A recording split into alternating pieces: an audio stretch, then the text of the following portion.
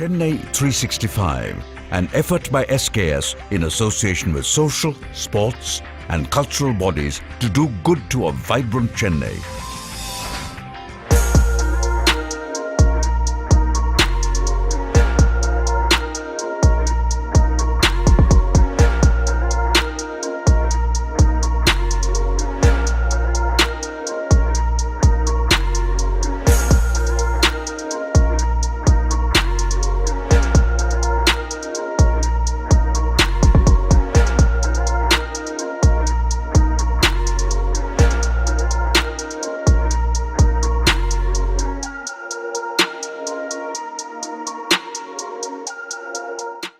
இனிய மாலை வணக்கம்.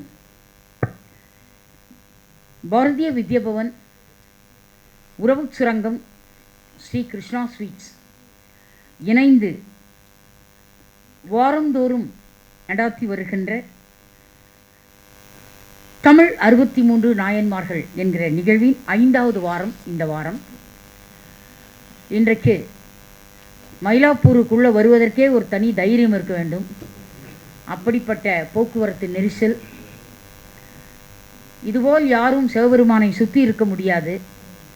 அப்படி எல்லோரும் கபாலியை சுற்றி சுற்றி வந்து கொண்டிருக்கிறார்கள். எந்த பக்கம் திரும்பினாலும் கபாலீஸ்வரர் கண்ணுக்கு தெரியவே இல்லை. அப்படி சுற்றி சுற்றி வந்து கொண்டிருக்கிறார்கள் மக்கள்.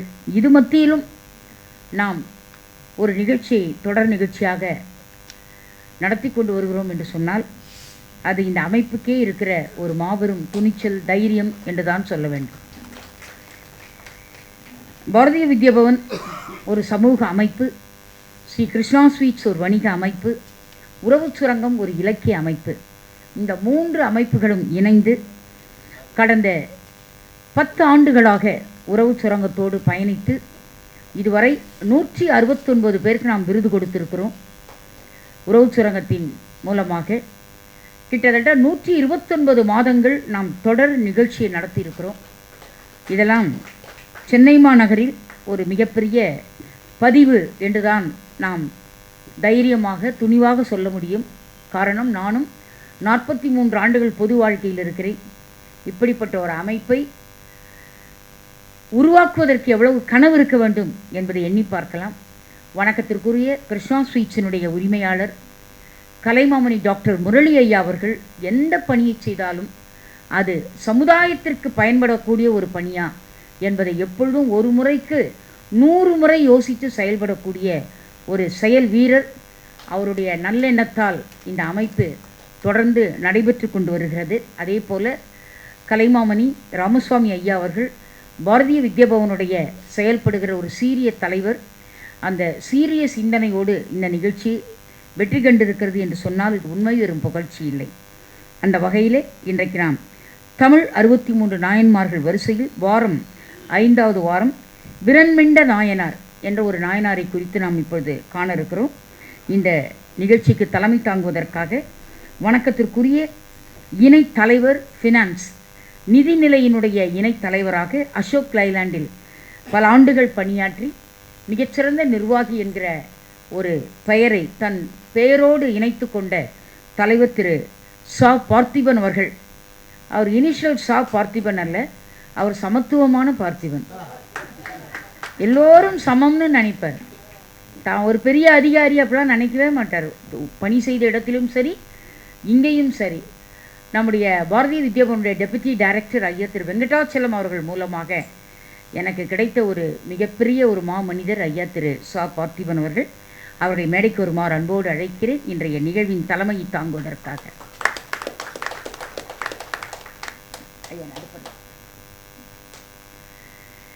இந்த இனிய நிகழ்வில் சிறப்பு சொற்பொழிவு நமக்கு தருவதற்கு முன்பு நாம் எப்பொழுதும் வாரந்தோறும் தெய்வத்தமிழ் விருது என்ற ஒரு விருதினை நாம் அளித்து வருவது தமிழுலகம் அறிந்த ஒரு உண்மை. அந்த வகையில் இன்றைக்கு பேராசிரியர் முனைவர் களக்காடு ராம சீதாலட்சுமி அவர்கள் தெய்வத்தமிழ் விருது என்கிற விருதினை பெற வருகிறார். அவரே ஒரு கலைவாணி. கணவர் சற்று முன்பு என்று சொன்னார், நீங்கள் தொலைபேசியில் சொன்னபோது தெய்வத்தமிழ் கலைவாணி விருது என்று சொன்னீர்களே, இப்போ வெறும் தெய்வத்தமிழ் விருது என்று சொல்கிறீர்களே என்று சொன்னார். அந்த தெய்வத்தமிழ் விருதுக்குள்ளேயே கலைவாணி அண்டர்ஸ்டுட். அதனுள்ளே கலைவாணி மறைந்திருக்கிறாள். கலைவாணியின் அருள் இல்லாமல் அவருக்கு அந்த விருது கிடைக்க வாய்ப்பு இருக்கிறதா? இல்லையா? ஆக அப்படிப்பட்ட கலைமகளின் அருளை முழுமையாக பெற்ற பேராசிரியர் முனைவர் களக்காடு ராம சீதாலட்சுமி அவர்களை மேடைக்கு வருமாறு அன்போடு அழைத்தேன். இன்றைக்கு கோவை மாநகரிலிருந்து, கோவை மாவட்டத்திலிருந்து ஒரு தன்னிகர் இல்லாத பேராசிரியர் பாரதி சுடர் திருமதி மகேஸ்வரி சர்க்குரு அவர்கள் காலையில்தான் கோவையிலிருந்து வந்து சென்னை மாநகருக்கு வந்தார்கள். அவங்க உறவினர் இல்லத்தில் சென்று தங்கி, நானும் நேற்று இரவு ஒரு 11 மணி புகைவண்டியில் அவர்கள் ஏறி அமர்கிற வரை பேசிக்கொண்டே இருந்தேன். பத்திரமாக வந்து விடுங்கள், நான் இந்த இடத்துல உங்களுக்கு தங்கும் இடம் ஏற்பாடு செய்திருக்கிறேன், இங்கே வாருங்கள், இன்ன உணவு எடுத்துக்கொள்ளுங்கள், இந்த இடத்துல வந்து நான் உங்களை அழைத்து கொண்டு வருவேன் என்று எல்லாம் பேசினேன். அவங்க மிக சுருக்கமாக அந்த பேச்சுக்கு முற்றுப்புள்ளி வைத்தார்கள். என் தம்பி இங்கே இருக்கிறார் மேடம், என்னை அழைத்து கொண்டு வருவார், அவர் இல்லத்தில் நான் தங்குவேன் என்று சொன்னார்கள். அதே போல் அவர்கள் காலையில் புகைவண்டி சென்ட்ரலில் இறங்கினது கேட்டேன். இப்போ எங்கே இருக்கீங்கன்னு கேட்டேன். மணி ஒரு 8:20 இருக்கும். எங்கே இருக்கீங்கன்னு கேட்டேன். திருவான்மியூரில் இருக்கார் மேடம் தம்பி. வெளியே வந்ததும் திருவான்மியூர் பஸ்ஸே நின்றுட்டு இருந்தது, நான் ஏறி உட்காந்துட்டேன் மேடம் பஸ்ஸில் என்று சொன்னாங்க. அதன் பிறகு பிற்பகல் உணவு எடுத்தீர்களா என்று கேட்டேன். உறவினர் இல்லத்தில் இருக்கிறேன், கவலை வேண்டாம் உங்களுக்கு என்றார்கள். எல்லாம் முடிஞ்சு 5:05க்கு பாரதி வித்யாபவன் வந்துட்டாங்க. ஆக கோவை மாநகரிலிருந்து 5 மணிக்கு பாரதி வித்யாபவன் வந்த சர்க்குரு அவர்களை மேடைக்கு வருமாறு அன்போடு அழைக்கிறேன். ஆமாம், இது இந்த பக்கம் ஐயா பக்கம்.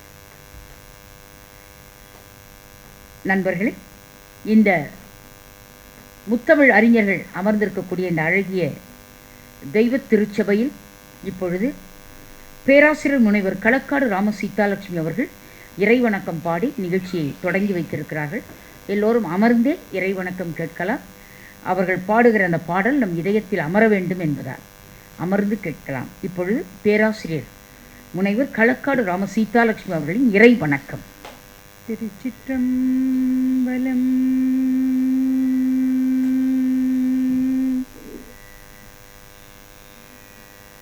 தென்னாடுடைய சிவனே போற்றி, எந்நாட்டவர்க்கும் இறைவா போற்றி.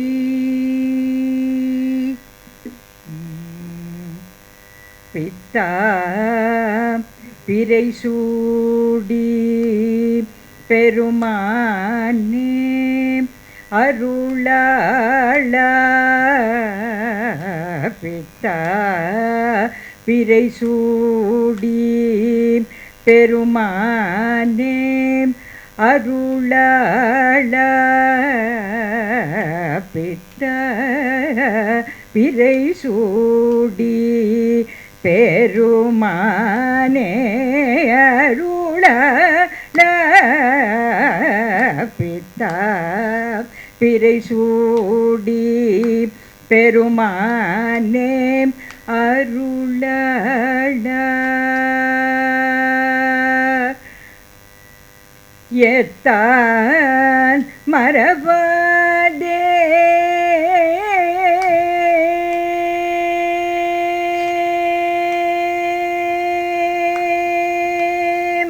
உன்னை மறவாதே நினைக்கின்றேன், உன்னை மறவாதே நினைக்கின்றேன், உன்னை மறவாதே.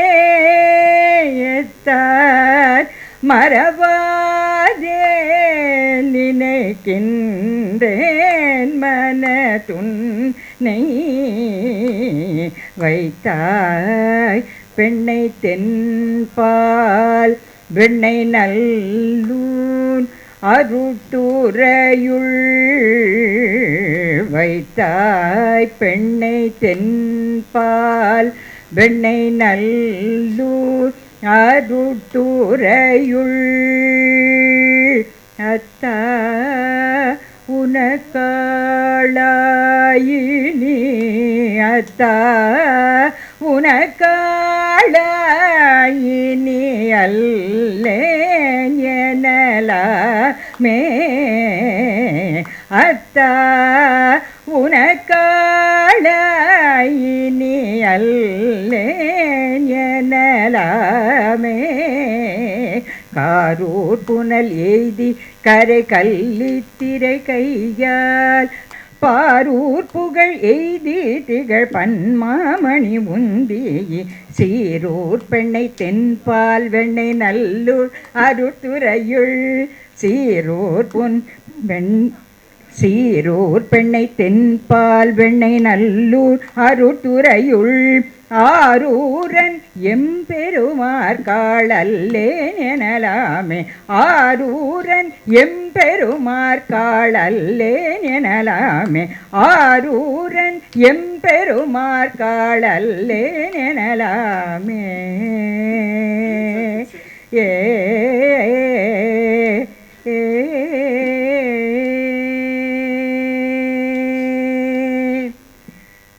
இன்றைக்கி நாயனாரது வந்து விரண்மிண்டர் நாயனார். கரெக்டாக சீரூர் பெண்ணை தென்பால் வெண்ணை நல்லூர் அருட்துறையுள் அப்படின்ற அந்த இடம் வரும்போது வரவே இல்லை. ஏன்னா அவருக்கு இன்றைக்கி அவங்க அந்த பொழிவில் சொல்ல போகிறாங்க. அவரோட அப்படியே இது ஆகிறது. விரண்மிண்டருக்கு எப்படி அவரை வந்து சுந்தரரை இது பண்ணி ஆட்படுத்தி பாட வச்சாரோ அதனால நம்மளை வந்து அந்த வார்த்தையே சொல்ல விடலை. சீரூர் பெண்ணை தென்பால் வெண்ணை நல்லூர் அருட்துறையுள் டெய்லி பாடுறோம், வாயார பாடுறோம். ஏன்னா பாடுவார் பசி தீர்ப்பார்னு அவர் தான் நமக்கு சொல்லி இன்றைக்கி வரைக்கும் அப்படி ஆயின்ட்டுருக்கு. அப்படியும் கூட அந்த வார்த்தையே வரல. சீரூர் பெண்ணை தென்பால் வெண்ணை நல்லூர் அருட்துறையுள் அத்தா உனக்கு ஆளாய் நீ அல்லேன்னு நினைலாமேன்னு சொல்கிறது வாயில் வரல. அதுக்கு காரணம் விரண்மிண்டர் தான் நினைக்கிறேன். அவரே முதல்ல குரு வணக்கத்தோட பணியோடு வணங்கி இந்த இதை நல்லபடியாக இருக்கிறதுக்கு பிரார்த்தனை பண்ணிக்கிறேன். நன்றி.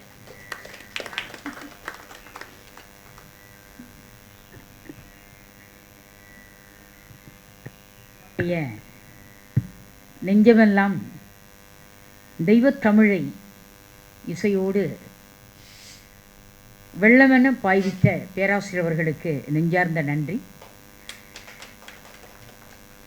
எத்தனை ஆண்டுகள் இசைப்பயிற்சியில் எங்கள் பேராசிரியர் வாழ்க்கையை நடத்தி கொண்டிருக்கிறார் என்பதை நாங்கள் எல்லாம் நன்கு அறிவோம்.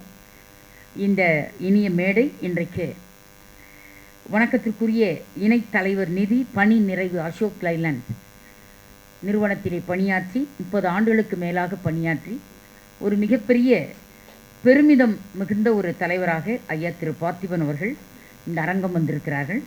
எனக்கு என்ன ஒரு ஆச்சரியம் என்றால், ஒரு மிகச்சிறந்த தமிழ் சிந்தனையாளரை நம்முடைய டெப்யூட்டி டைரக்டர் ஐயா திரு வெங்கடாச்சலம் அவர்கள் ஐடென்டிஃபை செய்து எனக்கு அவரை அறிமுகப்படுத்தி உலகநாயகி நம்முடைய நிகழ்ச்சியிலெல்லாம் ஐயாவை பயன்படுத்தி கொள்ளுங்கள், நல்ல தமிழ் சிந்தனையாளர் என்று நம்முடைய நம்முடைய வணக்கத்திற்கு வெங்கடாச்சலம் ஐயா அவர்கள் அறிமுகப்படுத்திய ஒரு இனிய நண்பர். அவருடைய ப்ரொஃபைல் அப்படின்னு பார்க்கும்பொழுது எப்பொழுதும் அவர் படித்தது வந்து MCom MBA CA chartered accountant எல்லாம். நான் எத்தனை எம்காம் எம்பிஏ சிஏ ஐசிடபிள்யூன்னு எத்தனை ஏ இருந்தாலும் அவர்கிட்ட ஒரு ஆட்டிடியூட்னு ஒரு ஏ இருக்குது. அதுதான் மனோபாவம் என்கிற ஒரு ஆட்டிடியூட்னா மனோபாவம், யாரையும் மதிக்கிற ஒரு மனோபாவம், எல்லார் வாய்ச்சொல்லும் மந்திரம் போல் உற்று கவனிக்கிற ஒரு மனோபாவம், எந்த இலக்கிய நிகழ்ச்சிக்கு வந்தாலும் அந்த நிகழ்வு தொடங்குவதற்கு ஒரு 20 மணித்துளிகளுக்கு முன்பாகவே வருகிற மனோபாவம், அந்த நிகழ்ச்சி முடிந்த பிறகு யார் முக்கியமான விருந்தாளி வந்திருக்கிறாரோ அவரை கொண்டு போய் அவருடைய கார் வரை அவரை ஏற்றி வழி அனுப்பி அவருக்கு வணக்கம் செலுத்தி விட்டு வருகிற மனோபாவம், இதையெல்லாம் நான் கடந்த ஒரு 10 வாரங்களாக பார்த்துக்கிட்டு வரேன் பாரதிய வித்யாபவனில். அப்படிப்பட்ட ஒரு அரிய சிந்தனையாளர். தொடர் வண்டி போவது போல் அது அமைதியாக அவர் பாட்டு பேசிக்கிட்டே இருக்கார். என்னுடைய வீடு வந்து தொடர் வண்டி போயிட்டே இருக்கிற அந்த ரயில் பாதைக்கு அருகாமையில் என்னுடைய வீடு. என்னுடைய வீட்டு வெராண்டாவுக்கு வெளியே வந்தீங்கன்னா குருவாயூர் எக்ஸ்பிரஸ் போவோம், ட்ரெயின் போயிட்டே இருக்கும். எத்தனை மணிக்கு எந்த ட்ரெயின் போவோம் நாங்கள் கரெக்டாக சொல்லுவோம். இந்த கொரோனா போது எங்களுக்கு தூக்கமே வரல, ஏன்னா ட்ரெயினே போகல. எங்களுக்கு ட்ரெயின் போனால் தான் தூக்கம் வரும். அந்த மாதிரி ஒரு ரயில் பாதையில் தான் நான் குடியிருக்கிறேன். ஆமாம், அந்த ரயில் பாதையில் தான் குடியிருக்கிறோம். நாங்கள் எங்களை மீறி தான் ரயிலே போனோம், குடியிருக்கிறோம். ஆனால் இப்பொழுது தான் ஆஸ்திரேலியாவில் அமெரிக்காவில் இது போன்ற நிகழ்ச்சிகள்லாம் ஜூம் மீட்டிங் இரவு நேரத்தில் நடக்குது. அதனால் அந்த ட்ரெயின் போகிற வரைக்கும் நான் வெயிட் பண்ண வேண்டியதாக இருக்குது. அது போன பிறகு தான் நான் கண்டினியூ பண்ணணும் என்னுடைய பேச்சை. அந்த மாதிரி ஒரு பெரிய போராட்டம் கடந்த ஒரு 6 மாத காலமாக. அதனால் என் கணவர் பிறந்து வளர்ந்த அந்த இல்லத்தை விட்டு நான் அந்த வீட்டை பூட்டி வைத்து விட்டு இப்பொழுது இன்னொரு அதே மகாலிங்கபுரம் ஏரியாவிலே இன்னொரு வீட்டுக்கு நான் குடிபெயர்ந்து போயிட்டேன். ஏன்னா இந்த தமிழ் உரைக்கு இந்த ரயில் பாதை தடையாக இருப்பது என்பதால் போயிட்டேன். எதற்காக அதை சொல்கிறேன் என்றால், ஐயா பார்த்திபன் அவர்கள் பேசுகிறபோது கண்மூடி கேட்டிங்கன்னா ட்ரெயின் போகிற மாதிரியே இருக்கும். அப்படியே டக டக டக டக டக டகன்னு அந்த சத்தத்தோடு அவ்வளோ அழகாக பேசுவார். எனக்கு ரொம்ப ஆச்சரியமாக என்னுடைய நட்பெண்ணும் பாத்தையில் பூத்த புதுமலர் ஐயா திரு பார்த்திபன் அவர்கள் அற்புதமான சிந்தனையாளர், கரவொலி பலமாக இருக்கட்டும். இன்றைக்கு நம்முடைய நிகழ்ச்சிக்கு பெருமை சேர்க்கிற வகையில் எங்கள் பேராசிரியர் டாக்டர் ஸ்ரீச்சந்திரன் அவருடைய புதல்வர் வணக்கத்திற்குரிய வர்த்தமானன் அவர்கள் மேடைக்கு வந்திருக்கிறார்கள். அவர்களை நான் பார்த்திபன் ஐயாவுக்கு நம்முடைய பார்த்திபன் ஐயா அவர்கள் பொன்னாடை அணிவிக்கும்படி பணிவன்புடன் கேட்டுக்கொள்கிறேன்.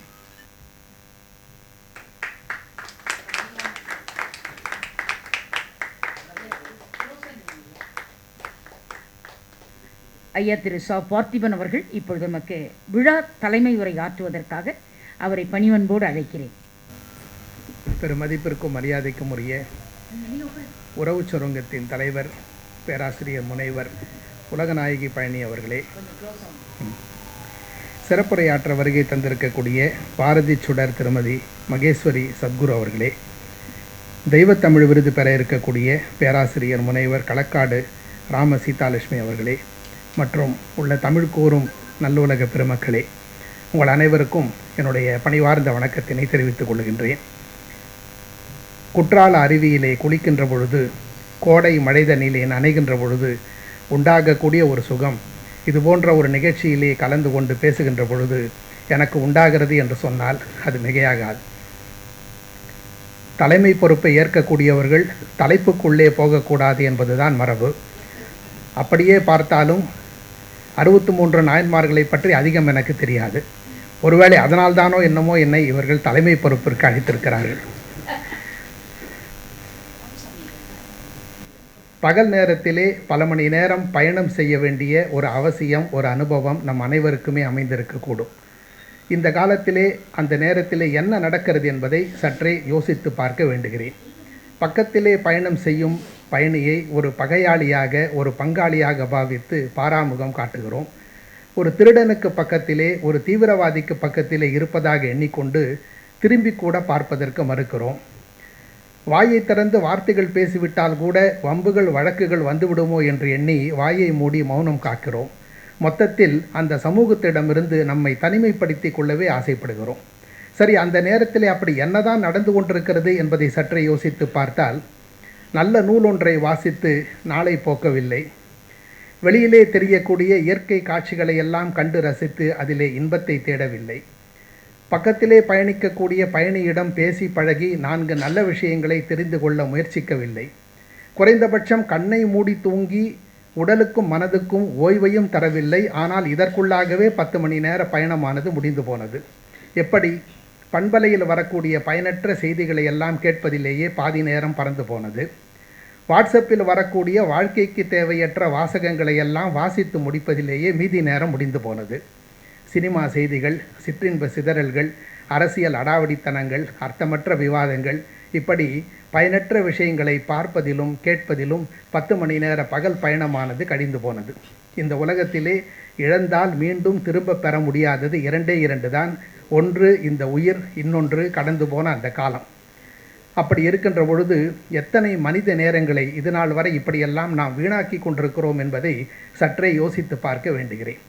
இப்பொழுதெல்லாம் பொங்கலுக்கும் புத்தாண்டுக்கும் கூட புதிதாக யாரும் வாழ்த்துக்களை எழுதுவதில்லை. எங்கோ யாரோ வாட்ஸ்அப்பிலே அனுப்பிய வாழ்த்துக்களை அப்படியே அடுத்தவருக்கு ஃபார்வேர்டு செய்து கொண்டிருக்கிறோம், ஒரு தபால்காரரை போல. அப்படி என்றால் இதில் நம்முடைய மூளைக்கு என்ன வேலை இருக்கிறது? சிந்தனைக்குத்தான் என்ன செலவு இருக்கிறது? சொந்தமாக 2 வரி வாழ்த்துக்களை கூட எழுத முடியாதபடிக்கு நம்முடைய மூளை முடங்கி போனதா? சிந்தனை ஆற்றல் செல்லரித்து போனதா? கரைபுரண்டு ஓடக்கூடிய காட்டாற்ற வெள்ளமாகிய நம்முடைய கருத்தோட்டத்திற்குள்ளே கட்டையை போட்டு தடுத்தது யார்? ஏற்கனவே எழுதுவதை நிறுத்திவிட்டோம், எழுத்துக்களை மறந்துவிட்டோம். முகவரிகளை தொலைத்து விட்டோம். மனித முகங்கள் கூட மனக்கண்ணிலிருந்து கொஞ்சம் கொஞ்சமாக மறைய ஆரம்பித்து விட்டது. கேட்டால் தொழில்நுட்பம் என்பார்கள். எதற்கு பேர் தொழில்நுட்பம்? நம்முடைய மூளையை முடக்கி போட்டு நம்மை மூளையிலே உட்கார வைப்பதற்கு பேர் தொழில்நுட்பமா, அல்லது நம்மளுடைய மூளையை முடுக்கிவிட்டு நம்மை முன்னேற வைப்பதற்கு பேர் தொழில்நுட்பமா? தொழில்நுட்பத்தை நாம் தவறாக புரிந்து கொண்டோம், அதை தவறாக பயன்படுத்தி கொண்டிருக்கிறோம் என்பதுதான் உண்மை. அந்த காலத்திலேயே ஒரு 50 பைசா கொடுத்து ஒரு வாழ்த்தட்டையை வாங்கி அதை எழுதி அன்புள்ளங்களுக்கெல்லாம் அனுப்பி ஆனந்தப்பட்டோமே, அந்த சந்தோஷத்தை இந்த வாட்ஸ்அப் வாழ்த்துக்களால் வழங்கிடத்தான் முடியுமா? மனித உறவுகளுக்கும் உணர்வுகளுக்கும் இந்த காலத்திலே மதிப்பில்லாமல் போய்விட்டது. இப்பொழுதும் ஒன்றும் கெட்டுப்போகவில்லை. 50 ரூபாய் கொடுத்து நல்ல நூல் ஒன்றை வாங்கி அதிலே வாழ்த்தை எழுதி அன்புள்ளங்களுக்கெல்லாம் அனுப்பி பாருங்கள், ஆயுள் முழுவதும் அவர்கள் உங்களை நினைவிலே வைத்திருப்பார்கள். வேண்டியதெல்லாம் வித்தியாசமான சிந்தனை மட்டுமே, செக்குமாட்டு சிந்தனை அல்ல. கூகுள் என்பது ஒரு செயலி. தெரியாத விஷயத்தை தேடி தெரிந்து கொள்வதற்காக உருவாக்கப்பட்ட ஒரு செயலி. அதிலே எதை தேடுகிறோம், யாரை தேடுகிறோம், எதற்காக தேடுகிறோம் என்கின்ற வரையறை இல்லாமல் எந்நேரமும் உட்கார்ந்து எதையோ தேடி தேடி தேடி கிடைத்த நல்ல வாழ்க்கையை, அமைந்த நல்ல வேலையை, தேடிய பணத்தை கூட இழந்துவிட்டு தேடிக்கொண்டிருப்போரை பார்க்கின்றோம். அந்த நேரத்திலே ஒரு நல்ல நூலை வாங்கி வாசித்திருந்தால் ஒருவேளை நாம் தேடிப்போன விஷயங்கள் அதிலே கூட நமக்கு கிடைத்திருக்கக்கூடும். ஒரு திரைப்படத்தை பார்க்க போகிறோம். அந்த திரைப்படத்திற்காக வாங்கிய சீட்டின் செலவை காட்டிலும் பயணச் செலவு, பார்க்கிங் செலவு, பாப்கார்ன் செலவு, பலகாரம் சாப்பிட்ட செலவு என்று பல ஆயிரங்களை அதற்காக செலவழிக்கின்றோம். அப்படியெல்லாம் செலவழித்து ஒரு நல்ல படத்தை பார்த்த திருப்தியோடு திரும்பி வந்தோமா என்று கேட்டால் அதுவும் கிடையாது. இதெல்லாம் ஒரு படமா என்று விமர்சனம் செய்தபடியே வீடு வந்து சேருகிறோம். இப்படியெல்லாம் வீணாகக்கூடிய பணத்தோடு ஒப்பிட்டு பார்த்தால் ஒரு நல்ல நூலை வாங்கி வாசிப்பதற்காக ஆகும் செலவு ஒரு தூணின் அளவா அல்லது துரும்பின் அளவா என்பதை யோசிக்க வேண்டுகிறேன். உணவு என்றாலே அதை நிதானமாக சமைத்து நிம்மதியாக உண்ண வேண்டும் என்பதுதான் நியதி. ஆனால் துரித உணவகம் என்கின்ற பெயரிலே அவசர கதியிலே சமைக்கப்பட்ட அரைவேக்காட்டு உணவை அதிக விலை கொடுத்து வாங்கி சாப்பிட்டு ஆரோக்கியத்தை கெடுத்துக் கொள்கிறோம். மருந்தன வேண்டாவாம் யாக்கைக்கு என்று பாடிய வள்ளுவரே இவர்களுடைய வீட்டில் வாடகைக்கு குடியிருந்தாலும் இவருடைய வாழ்க்கை முறையை மாற்றிக்கொள்ளப் போவதில்லை. இறைவனை இந்த காலத்திலே இயற்கை உணர்வின் மகத்துவத்தை பற்றி புத்தகம் போட்டு விற்றாலும் அதை யாரும் வாங்கி வாசிக்கப் போவதும் இல்லை. மக்களுடைய மனநிலையிலே ஒரு மாற்றம் வர வேண்டும். அந்த மாற்றங்களை எல்லாம் நல்ல நூல்களை வாசிப்பதால் மட்டுமே கொண்டு வர முடியும். கொரோனா காலம்தான் இருப்பதிலேயே கொடுமையான காலம் என்பதிலே கருத்து வேறுபாடு கிடையாது. ஆனால் அந்த காலத்திலே பல நல்ல காரியங்கள் நடந்தேறியது என்பதையும் நாம் மறுக்க முடியாது. அந்த காலத்தில்தான், அந்த காலகட்டத்தில்தான் கள்ளுக்கதையின் கதவுகள் எல்லாம் இழுத்து மூடப்பட்டது. புதிதாக எந்த தொலைக்காட்சி தொடர்களும் எடுக்கப்படவில்லை. உடலை கெடுக்கக்கூடிய குடியும் மனதை கெடுக்கக்கூடிய தொடர்களும் இல்லாமல் ஒரு காலகட்டம் கழிந்து போனது என்று சொன்னால் அது கொரோனா காலமாகத்தான் இருக்க முடியும். இந்த தொடர்களெல்லாம் வருவதற்கு முன்னால் அற்புதமான கதைகளும் நாடகங்களும் நாவல்களும் இந்த நாட்டிலே நடமாடிக்கொண்டிருந்தது. அவைகள் கதைகளாக பார்க்கப்படவில்லை, கருவூலங்களாக கவனிக்கப்பட்டது. காதலையும் கற்பையும் கண்ணியத்தோடு எடுத்து பேசினார்கள் கதை மாந்தர்கள். சேர சோழ பாண்டிய பல்லவர்களுடைய சரித்திரத்தை எல்லாம் சமையல் கட்டுக்கு கொண்டு போய் சேர்த்தார்கள் சரித்திர நூலாசிரியர்கள். அதிகம் படிக்காதவர்கள், பள்ளிக்கூடம் பக்கம் போகாதவர்கள், கல்லூரி வாசலிலே கால் வைக்காதவர்கள் கூட இந்த கதைகளை எல்லாம் படித்தோ அல்லது படிக்க பக்கம் நின்று கேட்டோ பண்பாட்டையும் பகுத்தறிவையும் வளர்த்து கொண்டார்கள். உறவு பாலங்களை உடைத்தவர்கள் இல்லை, மாறாக உறவுகளை எல்லாம் கட்டி காத்து கைக்குள் வைத்திருக்கக்கூடிய கலையை நமக்கெல்லாம் கற்றுக் கொடுத்து விட்டு போனார்கள். அடுத்து கெடுப்பதும் குடும்பத்தை பிரிப்பதும் அக்கால கதை மாந்தர்கள் அறிந்தது கூட கிடையாது. சரி, அப்படியென்றால் அந்த காலத்திலே தொடர்கதைகளை படித்து தொலைத்தார்கள் நேரத்தை. இப்பொழுது தொடர்களை பார்த்து கழிக்கிறார்கள் காலத்தை. அதற்கும் இதற்கும் என்ன பெரிய வித்தியாசம்? அன்பர்களே, வித்தியாசம் இருக்கிறது. அந்த காலத்திலே கதைகளை படித்து கழிந்து போன அந்த நேரம், அந்த காலம் யாருடைய உள்ளத்திலும் எந்த காழ்ப்புணர்ச்சியும் உண்டாக்கி விட்டு போகவில்லை. ஆனால் இன்றைக்கு பொழுதுபோக்கு என்கின்ற பெயரிலே போடப்படக்கூடிய கதைகளெல்லாம் போகிற போக்கிலே விஷ விதைகளை வீசிவிட்டு போகிறது. அந்த விஷ விதைகளெல்லாம் விருட்சமாக வளர்ந்து வேறுபிடித்து கொண்டு வீட்டில் உள்ள மக்களுடைய உள்ளத்திலே விபரீத உணர்வுகளை எல்லாம் உண்டாக்கி கொண்டிருக்கிறது. கொட்டுவது குழவியின் இயல்பு. அந்த குழவி கூண்டுக்குள்ளே ஒரு பூச்சி போய் மாட்டிக்கொண்டால் அந்த பூச்சியை குழவியானது கொட்டி கொட்டி விஷத்தை ஏற்றி ஒரு நிலையிலே அந்த பூச்சியும் குழவியாகவே மாறிப்போகும். கொட்டி கொட்டி குழவியாக்குதல் என்பார்கள் இதை. இந்த காலத்திலே போடப்படக்கூடிய அந்த தொடர்களிலே பேசப்படக்கூடிய எதிர்மறை சிந்தனைகளும் சித்தாந்தங்களும் விஷமாக மாறி வீட்டில் உள்ள மக்களுடைய உள்ளத்திலே ஏறி இன்றைக்கு வீட்டு பூச்சிகளெல்லாம் விஷப்பூச்சிகளாக மாறிப்போனது.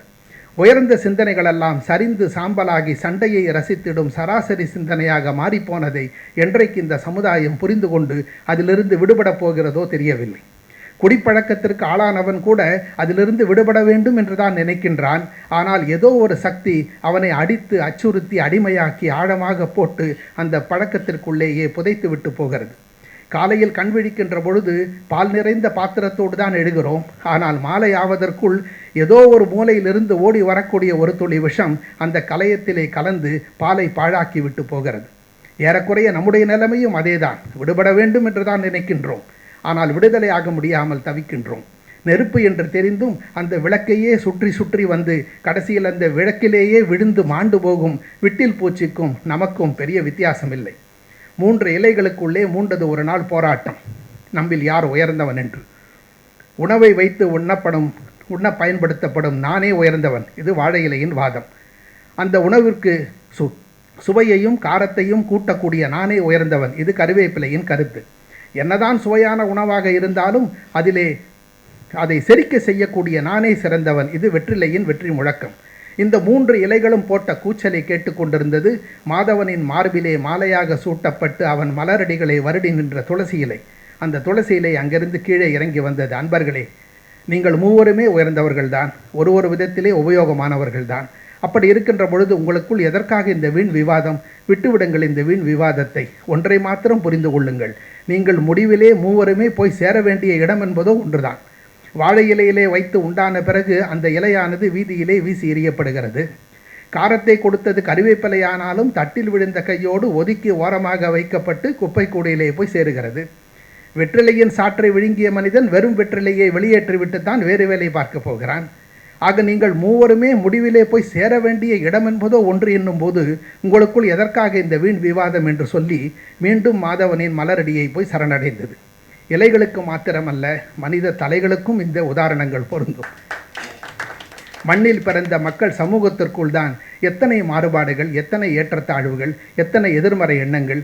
பார்த்து கொண்டிருக்கக்கூடிய பணியை வைத்து, சேர்த்து வைத்திருக்கும் செல்வத்தை வைத்து, வாழ்ந்து கொண்டிருக்கக்கூடிய வீட்டை வைத்து, வைத்திருக்கக்கூடிய வாகனத்தை வைத்து, இப்படி எத்தனை விதமான ஏற்றத்தாழ்வுகள். இந்த வேற்றுமை விழுதுகளையெல்லாம் வேரூன்ற விடாமல் தடுத்து ஒற்றுமையையும் ஒருமைப்பாட்டு உணர்வையும் ஒரே ஒரு சக்தியால் உருவாக்கிட முடியும் என்று சொன்னால் அது நல்ல நூல்களால் மட்டுமே உருவாக்கிட முடியும். நாம் தினமும் உண்கிறோம், யாரையும் கேட்பதில்லை. உடை மாற்றிக்கொள்கிறோம், ஒருவரும் அதுக்காக கவலைப்படுவதில்லை. உறங்கப் போகிறோம், ஒருவருடைய அனுமதியும் அதற்காக நாம் கோருவதும் இல்லை. அப்படி இருக்கின்ற பொழுது 1 மணி நேரம் நாம் உட்கார்ந்து படிக்க வேண்டும் என்று சிந்தித்தால் அதை தடுக்கப் போவது யார்?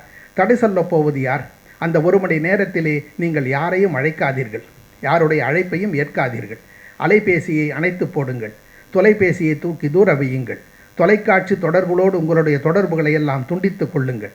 அந்த 1 மணி நேரம் படிப்பதை கடமையாக்கி கொள்ளுங்கள். ஒருவேளை 1 வருடத்திற்கு பிறகு உங்களுடைய மனநிலையிலே எந்த ஒரு மாற்றமும் இதனால் ஏற்படவில்லை என்று நீங்கள் யோசித்தால் இந்த பழக்கத்தை, பயிற்சியை பாதியிலே விட்டுவிட்டு வேறு வேலை ஏதாவது இருந்தால் போய் பாருங்கள். அதற்கு பதிலாக நம்முடைய எதிர்பார்ப்புக்கு மாறாக நம்முடைய மனநிலையிலே ஒரு மாற்றம் உண்டாகுமானால், நம்முடைய எதிர்மறை எண்ணங்களெல்லாம் எழுந்தோடி அந்த இடத்திலே நேர்மறை எண்ணங்கள் வந்து நிறையுமானால், நம்முடைய தன்னம்பிக்கை வளருமானால், தன்மான உணர்வுகள், தாழ்வு மனப்பான்மை தளருமானால், தற்கொலை எண்ணங்கள் எல்லாம் தவிடுபடியாகுமானால், நம்மை பரிகாசம் செய்த கூட்டம் இப்பொழுது நம்மையே பாராட்ட தலைப்படுமானால், நம்முடைய பழிவாங்கக்கூடிய சிந்தனையும் எண்ணங்களும் மாறி அந்த இடத்திலே மனமானது பக்குவப்படுமானால், ஏன் நாம் இதை ஒரு வாழ்க்கை முழுவதும் ஒரு வேள்வியாக எண்ணி இதை செய்து பார்க்கக்கூடாது? ஒரு வீட்டிற்குள்ளே நுழைகிறோம், அங்கே ஒரு கண்ணாடி பேழை கண்ணிலே படுகிறது, அதற்குள்ளே அழகழகான பொம்மைகளை அடுக்கி வைத்திருக்கிறார்கள். அதற்கு அடுத்த வீட்டிற்குள்ளே நுழைகிறோம், அங்கேயும் ஒரு கண்ணாடி அலமாரி, பொம்மைக்கு பதிலாக புத்தகங்களை பார்க்கிறோம். அடுக்கி வைக்கப்பட்ட பொம்மைகள் வீட்டின் அழகை கூட்டுகிறது, படிக்க வைத்திருக்கும் நூல்களோ அந்த வீட்டின் மதிப்பை கூட்டுகிறது. நாம் கூட்ட வேண்டியது வீட்டின் அழகையா அல்லது வீட்டின் மதிப்பையா என்பதை நாம் தான் முடிவு செய்ய வேண்டும். இந்த உலகத்திலே உயிர் வாழ்வதற்காக சுவாசிக்கின்றோம், உறவுகளை எல்லாம் நேசிக்கின்றோம், ஒரு முடிவை எடுப்பதற்கு முன்னால் யோசிக்கின்றோம், ஆண்டவனை அனுதினமும் யாசிக்கின்றோம். இப்படி யாசிப்பதும் யோசிப்பதும் நேசிப்பதும் சுவாசிப்பதும் எப்படி வாழ்க்கையில் ஒரு பகுதியாக மாறிப்போனதோ அதே போல வாசிப்பதையும் வாழ்க்கையில் ஒரு பகுதியாக்கி கொள்ள வேண்டும் என்று சொல்லி இங்கே இன்ற விழாவிற்கு வருகை தந்திருக்கக்கூடிய உங்கள் அனைவருக்கும் அவருடைய குடும்பத்தாருக்கும் சந்தோஷமும் சம்பத்தும் சமாதானமும் சந்தானமும் சகலவிதமான சௌபாக்கியத்தையும் அந்த சர்வேஸ்வரன் வழங்கிட வேண்டும் என்று வேண்டிக் கொண்டு இந்த மகா சிவராத்திரி நன்னாளிலே மகேஸ்வரனை பிரார்த்தனை செய்து மகளிர் தின வாழ்த்துக்களை மகளிர்களுக்கு உரித்தாக்கி விடைபெறுகின்றேன். நன்றி, வணக்கம்.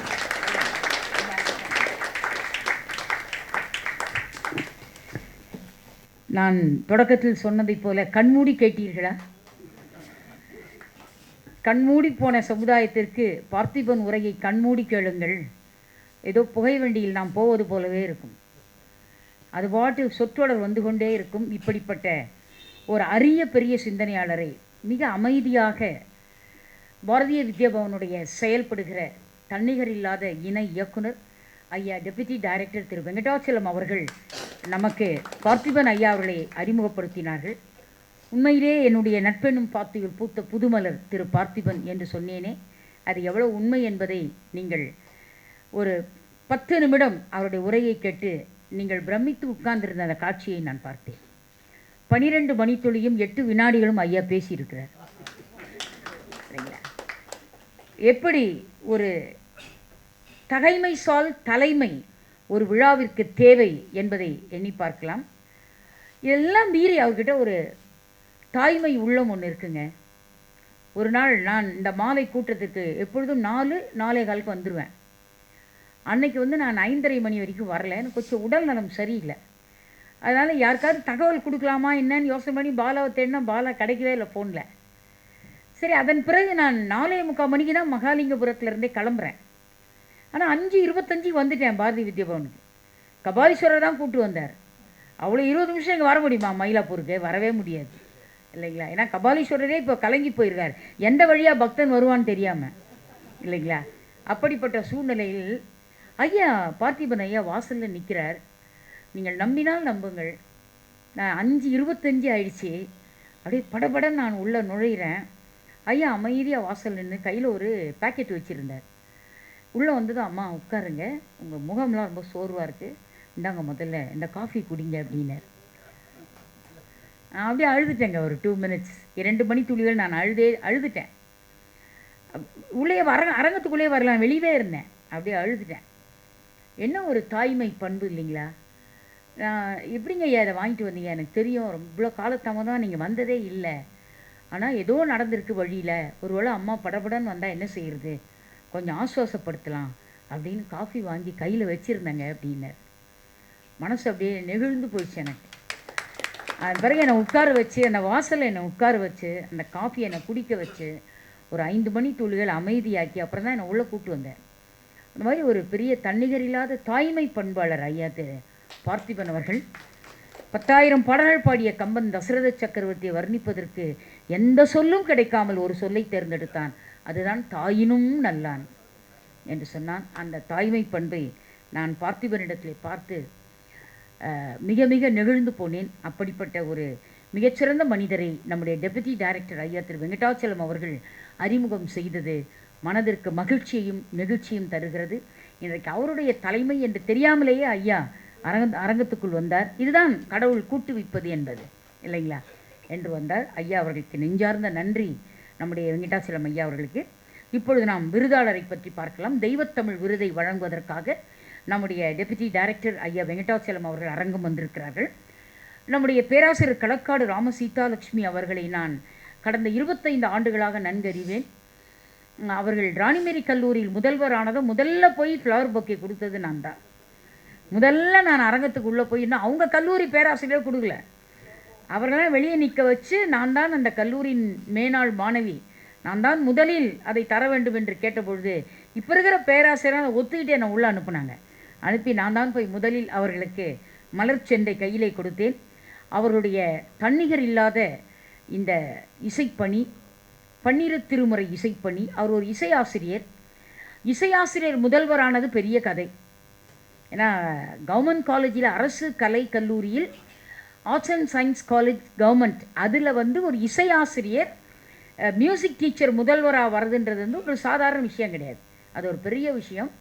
காரணம், எப்பொழுதுமே இறையருளால் எம்பெருமானுக்கு பாடிக்கொண்டே இருப்பதால் இறைவன் கொடுத்த ஒரு அரிய பதவி தான் அந்த பதவி, அந்த முதல்வர் பதவி. அதுவும் எத்தனை காலேஜில், காயிதே மில்லத் கல்லூரியில் முதல்வராக இருந்து ஓய்வு பெற்றார்கள். அதற்கு முன்பு அவர்கள் doctor Ambedkar government arts college வியாசர்பாடியில் முதல்வராக இருந்திருக்கிறார்கள்.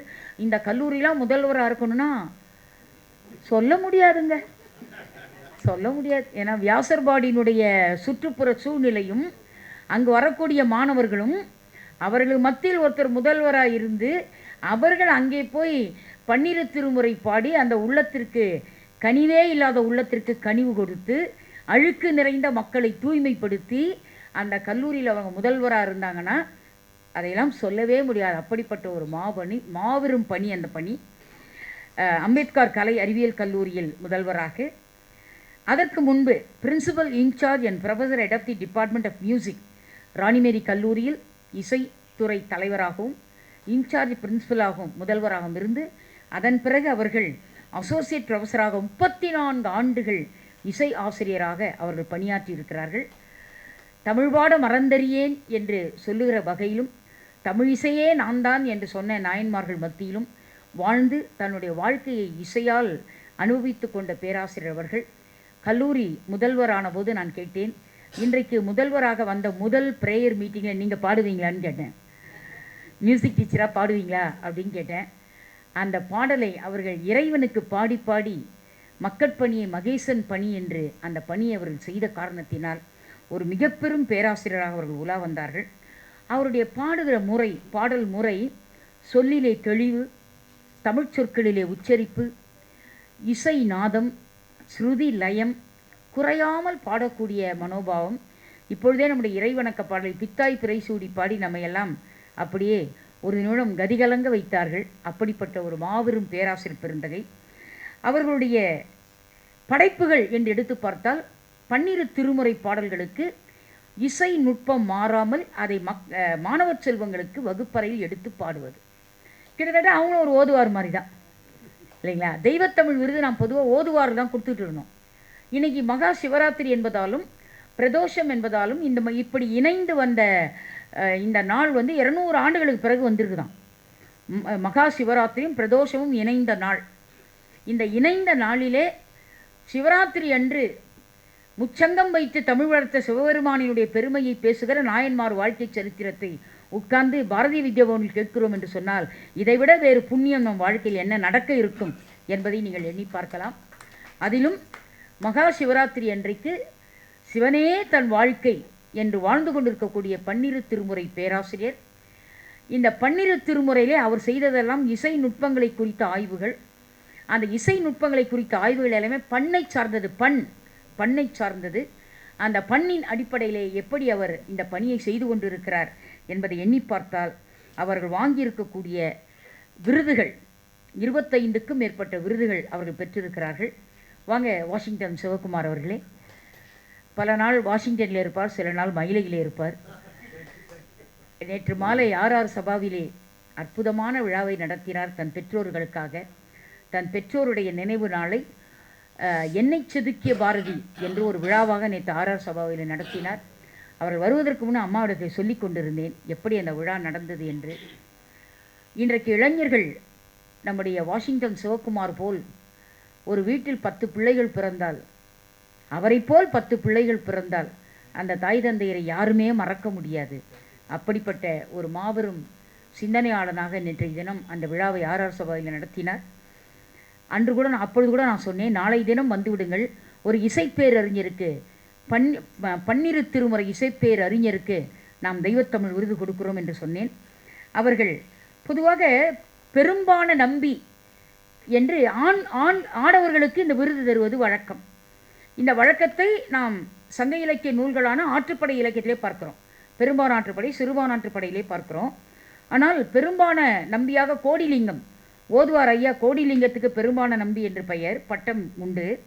ஆனால் பெரும்பான நங்கை என்ற பெயர் பெற்ற பன்னிரு திருமுறையில் இப்படிப்பட்ட பெயர் பெற்ற பட்டம் பெற்ற ஒரே பெண்மணி களக்காடு ராம சீதாலட்சுமி அவர்கள் மட்டும்தான். நல்லா கைத்தட்டலாங்க. ஏன்னா இங்கே 100 பேர் இருக்க மாதிரி நீங்கள் கைத்தட்டணும் இல்லைங்களா? அப்படிப்பட்ட ஒரு அருமையான பட்டம். அந்த பட்டம் லால்குடியில் 1995 பெரும்பான நங்கை என்ற பட்டத்தை பெற்ற ஒரு மிகப்பெரிய இசையாசிரியர். 7 இசை செல்வி என்று கும்பகோணம். நம்மளெல்லாம் கும்பகோணம் டிகிரி காஃபி தான் தெரியும். 7 இசை செல்வியை தெரியுமா இல்லையா? கும்பகோணம் இசை வல்லுநர்கள் எல்லாம் சேர்ந்து 1996 அவர்களுக்கு ஏழிசை செல்வி என்ற பட்டத்தை கொடுத்திருக்கிறார்கள். Lions club international 2004 best teacher award கொடுத்துருக்காங்க. நல்லாசிரியர் எதில்? இசையில், இசை பயிற்றுவிப்பதில் நல்லாசிரியர் என்ற விருதை கொடுத்திருக்கிறார்கள். சங்கீத சேவை மணி என்கிற ஒரு அழகிய பட்டத்தை காஞ்சி காமகோடி பீடம் வழங்கி மகிழ்ந்திருக்கிறார்கள். காஞ்சி காமகோடி பீடத்தில் விருது பெறுவது என்பது காமாட்சி அம்மன் அருள் இருந்தால் தான் பெற முடியும், இல்லைன்னா அது வாய்ப்பே கிடையாது, வாய்ப்பே கிடையாது. யாரும் சிபாரிசு சொல்லிலாம் வாங்க முடியாது இல்லைங்களா, யாரும் வாங்க முடியாது. ஜெயேந்திர சரஸ்வதி சுவாமிகள் கரத்தில் நான் நல்லாசிரியர் விருது பெற்றபோது ஸ்டெல்லா மாரிஸ் கல்லூரியில் பணி செய்கிற ஒரு ஆசிரியருக்கு காஞ்சி காமகோடி பீடத்தில் எப்படி விருது கிடைச்சிது என்று கேட்டார்கள். அப்போ நான் சொன்னேன் எப்படி கிடைச்சிதுன்னு சொன்னேன். 12 மாதம் திங்கள்தோறும் திருமுறை என்று 12 மாதம் நான் 18,480 பாடலும் 12 மாதம் 3 மணி நேரம் உரை கொடுத்தாங்க, அதுக்காக கிடச்சிதுங்க. முடிஞ்சால் நீங்கள் வாங்க பேசட்டுன்னு கூப்பிட்டேன். 12 மாதம் கொடுத்தேன் திங்கள்தோறும் திருமுறை. ஐயா முரளி ஐயாவுக்கு எப்படி நன்றி சொல்வதென்றே எனக்கு தெரியாது. முரளி ஐயா அவர்கள் திங்கள்தோறும் திருமுறை என்ற இந்த நிகழ்வினை அற்புதமாக நடத்தி பெருமை சேர்த்தார்கள் திருமுறை இலக்கியத்திற்கு. அப்படிப்பட்ட நிலையிலே சங்கீத சேவை மணி என்கிற பட்டத்தை அவர்கள் காஞ்சி காமகோடி பீடம் வழங்கியிருக்கிறது. இவை அனைத்துக்கும் மேலாக மிகப்பெரிய திருவாரூர் என்றாலே இசை இல்லையா, அந்த திருவாரூரில் அச்சீவர் அவார்டு என்ற ஒரு பெரிய அவார்டு, சாதனை பெண்மணி விருது இசைக்காக, இசைப்பணி செய்ததற்காக கொடுத்திருக்கிறார்கள். இவை அனைத்துக்கும் மேலாக பெஸ்ட் டீச்சர் அவார்டை கிட்டத்தட்ட 6 முறை பெற்றிருக்கிறார். போதுமா? 6 முறை இல்லைங்களா, 6 முறை பெற்றிருக்கிறார்கள். அடுத்து மிக முக்கியமான 2 விருதை மட்டும் சொல்லி நான் நேராக செய்திக்கு வர ஆசைப்படுகிறேன். இசைக்கலை செல்வர் என்கிற விருதினை நாரதகான சபாவிலே பெற்றிருக்கிறார்கள். இதெல்லாம் தமிழ்நாட்டில் இருக்கக்கூடிய, சென்னை மாவட்டத்தில் இருக்கக்கூடிய தகைசால் விருதுகள், இந்த சபாக்கள் எல்லாம் கொடுக்கிற விருதுகள், அதை பெற்றிருக்கிறார்கள். என்னுடைய உள்ளத்தை ரொம்ப தொட்ட விருது outstanding achievement award Lions club international district 324A8. இதில் இருக்கிறவங்க எல்லாருமே ரிட்டையர்ட் ஜட்ஜஸ் தான். இந்த அமைப்பில் இருக்கவங்க எல்லாமே ரொம்ப ஒரு எலிகன்ட் பீப்புள் என்று ஆங்கிலத்தில் சொல்வார்கள், ஒரு எலைட் குரூப் என்று சொல்வார்கள். எல்லோருமே கற்றறிந்த சான்றோர் பெருமக்கள். அந்த சபையிலே அவர்கள் லைஃப் அச்சீவ்மெண்ட் அவார்டு என்ற ஒரு அவார்டை பெற்றிருக்கிறார்கள். இவரை போல் பாரதியாருடைய பாடல்களை பாட இன்னொரு ஆள் பிறக்கணும். அதனால் பாரதி செம்மல் என்கிற விருதினை கிருஷ்ணா ஸ்வீட்ஸும் பாரதிய வித்யா மந்திரும் இணைந்து இந்த அரிய விருதை கொடுத்திருக்கிறார்கள். இப்படிப்பட்ட ஒரு மாபெரும் சங்கீத கலை வாணிக்கு நாம் இன்றைக்கு தெய்வத்தமிழ் விருது என்கிற ஒரு விருதினை டெபுட்டி டைரக்டர் பாரதிய வித்யாபவன் ஐயா திரு வெங்கடாச்சலம் அவர்கள் பொற்கரத்தாலும் பார்த்திபன் ஐயா அவர்களின் பொற்கரத்தால் பொன்னாடை அணிவித்து இந்த விருதினை அவர்களுக்கு வழங்கி பெருமை சேர்க்கிறோம். இப்பொழுது நாம் அந்த அழகிய காட்சியை அந்த சைட்டேஷன் முடித்த பிறகு பார்க்கலாம்.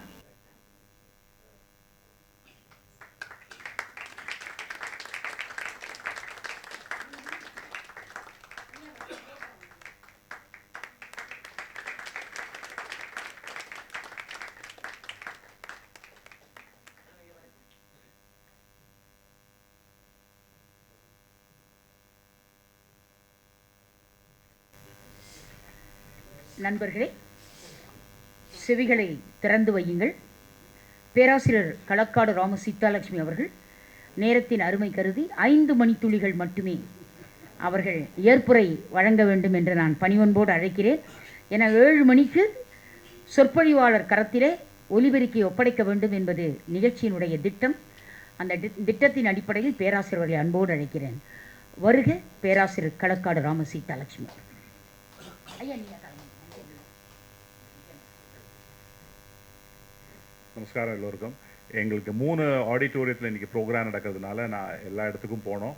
கொஞ்சம் என்னால் அதனால் இங்கே ஜாஸ்தி டைம் ஸ்பெண்ட் பண்ண முடியல. Very sorry for that.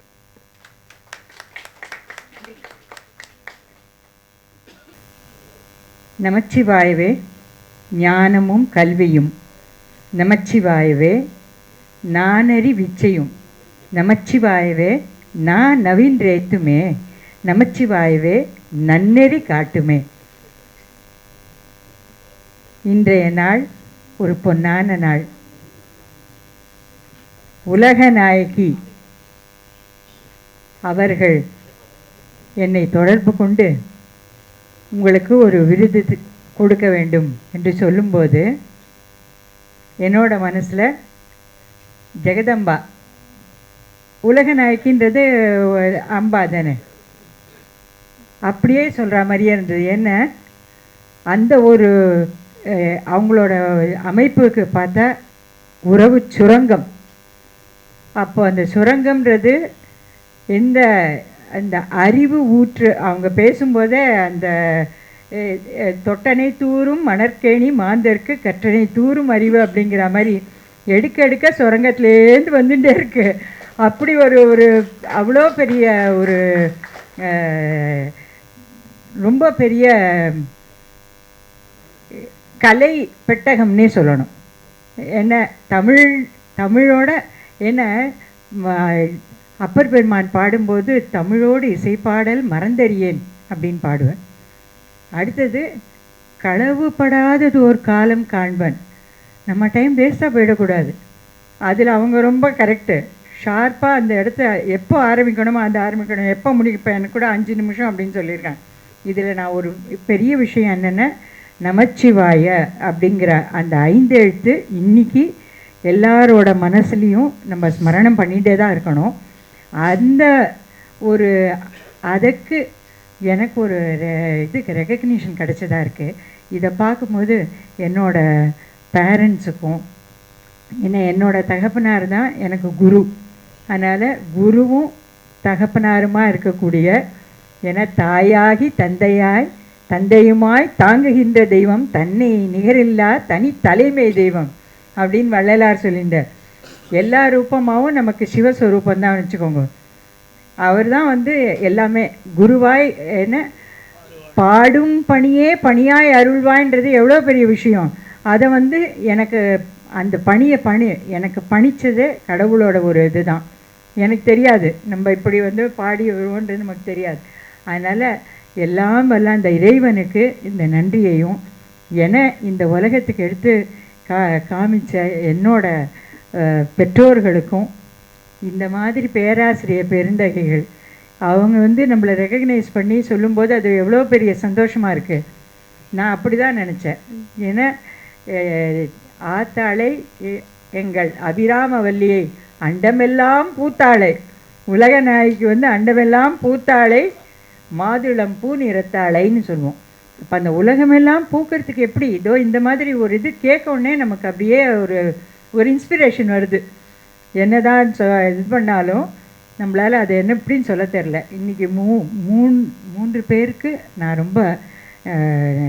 ரொம்ப இதுவாக கடமைப்பட்டிருக்கேன். என்னென்னாக்கா தமிழ் இசையில் என்னை தமிழ் இசையில் இவ்வளவு தூரம் அது சொன்ன இசைக்கலை செல்வர்னு நாரதகான சபாவும் ராமலிங்கர் பணிமன்றமும் சேர்ந்து நடத்தினது.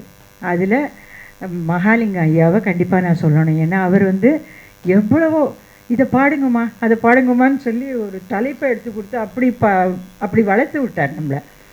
அப்படி அதே மாதிரி என்னோடய மாணவிகளுக்கும் வாய்ப்பை கொடுத்து அவங்க ஒரு தடவை இந்த சீனிவாசன் ஐயாக்கெலாம் தெரியும் எவ்வளவு தூரம் இது பண்ணியிருப்பார்னு.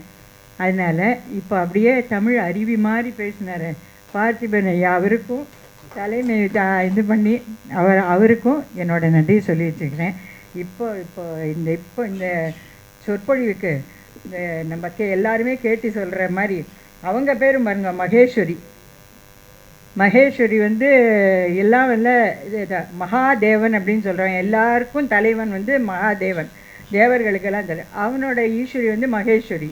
அப்போ அவங்களையும் கேட்க வேண்டாம், இங்கே எல்லாருமே உலகத்தையே ஆட்டி படைக்கிற பெண்மை அப்படின்னு தான் இருக்காங்க. என்ன நிஜமாகவே இந்த மேடையில் அப்படி தான் இருக்காங்க. அவர் வெங்கடாச்சலபதின்னு சொன்னார். இவர் முதலாழ்வார் பார்த்தாக்கா அவர் சொல்லும்போது தாழ் சடையும் நீள்முடியும்னு ஆரம்பித்து திருமலை மேல் எந்தைக்கு 2 உருவும் ஒன்றாய் இசைந்துன்றதுனாலே அனுவ தெரியல, அவரோட இதனால் நான் அவர் கையிலேருந்து வாங்கிக்க முடியாதுன்னு ஒரு பெரிய பாக்கியம் கிடைச்சிது. எல்லாத்துக்கும் முதல்ல நன்றியை சொல்லிக்கணும்னு நான் உலக நாயகி அம்மாவை தான் சொல்லிக்கணும்.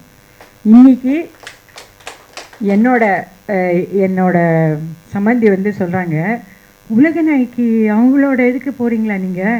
எனக்கு ரொம்ப பிடிக்கும். பாவமாக இருந்தது இன்றைக்கி இந்த விழா எனக்கு வர முடியாது, சிவராத்திரி இருக்குது, என்னால் வர முடியல, எனக்கு ரொம்ப ஆசை அவங்களோடது கேட்கணுன்னு அப்படின்னு. அப்போ எவ்வளோ பேர் மனசுக்குள்ளே அவங்க இருக்காங்கன்றதை பாருங்கள். அது வந்து ரொம்ப பெரிய, ரொம்ப நம்ம அதை நினச்சி இவங்களோட ஒரு அவங்க எடுத்து காமிச்சது தானே. இப்போ வைரம் வந்து கட்டினா தானே அதனோட பளபளப்பு தெரியும். அந்த மாதிரி இந்த கிருஷ்ணா ஸ்வீட்ஸும் இந்த பாரதி வித்யாபவனும் இவங்க அதை ஒரு கலைஞரை வந்து ஊக்குவிக்கும்படியான அந்த ஒரு ஆப்பர்ச்சுனிட்டியை க்ரியேட் பண்ணினதுனால அவங்க வந்து ஃபுல் சப்போர்ட் கொடுக்கறதுக்கு பெரிய விஷயமா இருக்குது. அதை கேட்குறதுக்கும் பார்க்குறதுக்கும் அவ்வளோ சந்தோஷமாக இருக்குது. இப்போ நம்ம வந்து ஒரு பெரிய பெரு மழையை வந்து கேட்க போகிறோம். இப்போ அவங்களையும் நான் வந்து என்ன சொல்லுவாங்களே அந்த மாதிரி இதில் தான் நான் கேட்டிருக்கேன். என்ன சொல்கிறது, இப்போ இருக்கிற இதில் இந்த இந்த புகழ் அவங்க இது இணைய புகழ்ன்னு சொல்லணும். அதனால் அவங்களுக்கும் ஆமாம். இன்றைக்கி விரண்மிண்ட நாயனாரோட திருநாள். விரண்மிண்ட நாயனார் எப்படி வந்து சுந்தரரை ஆட்படுத்தின்றான்னு தெரியும்.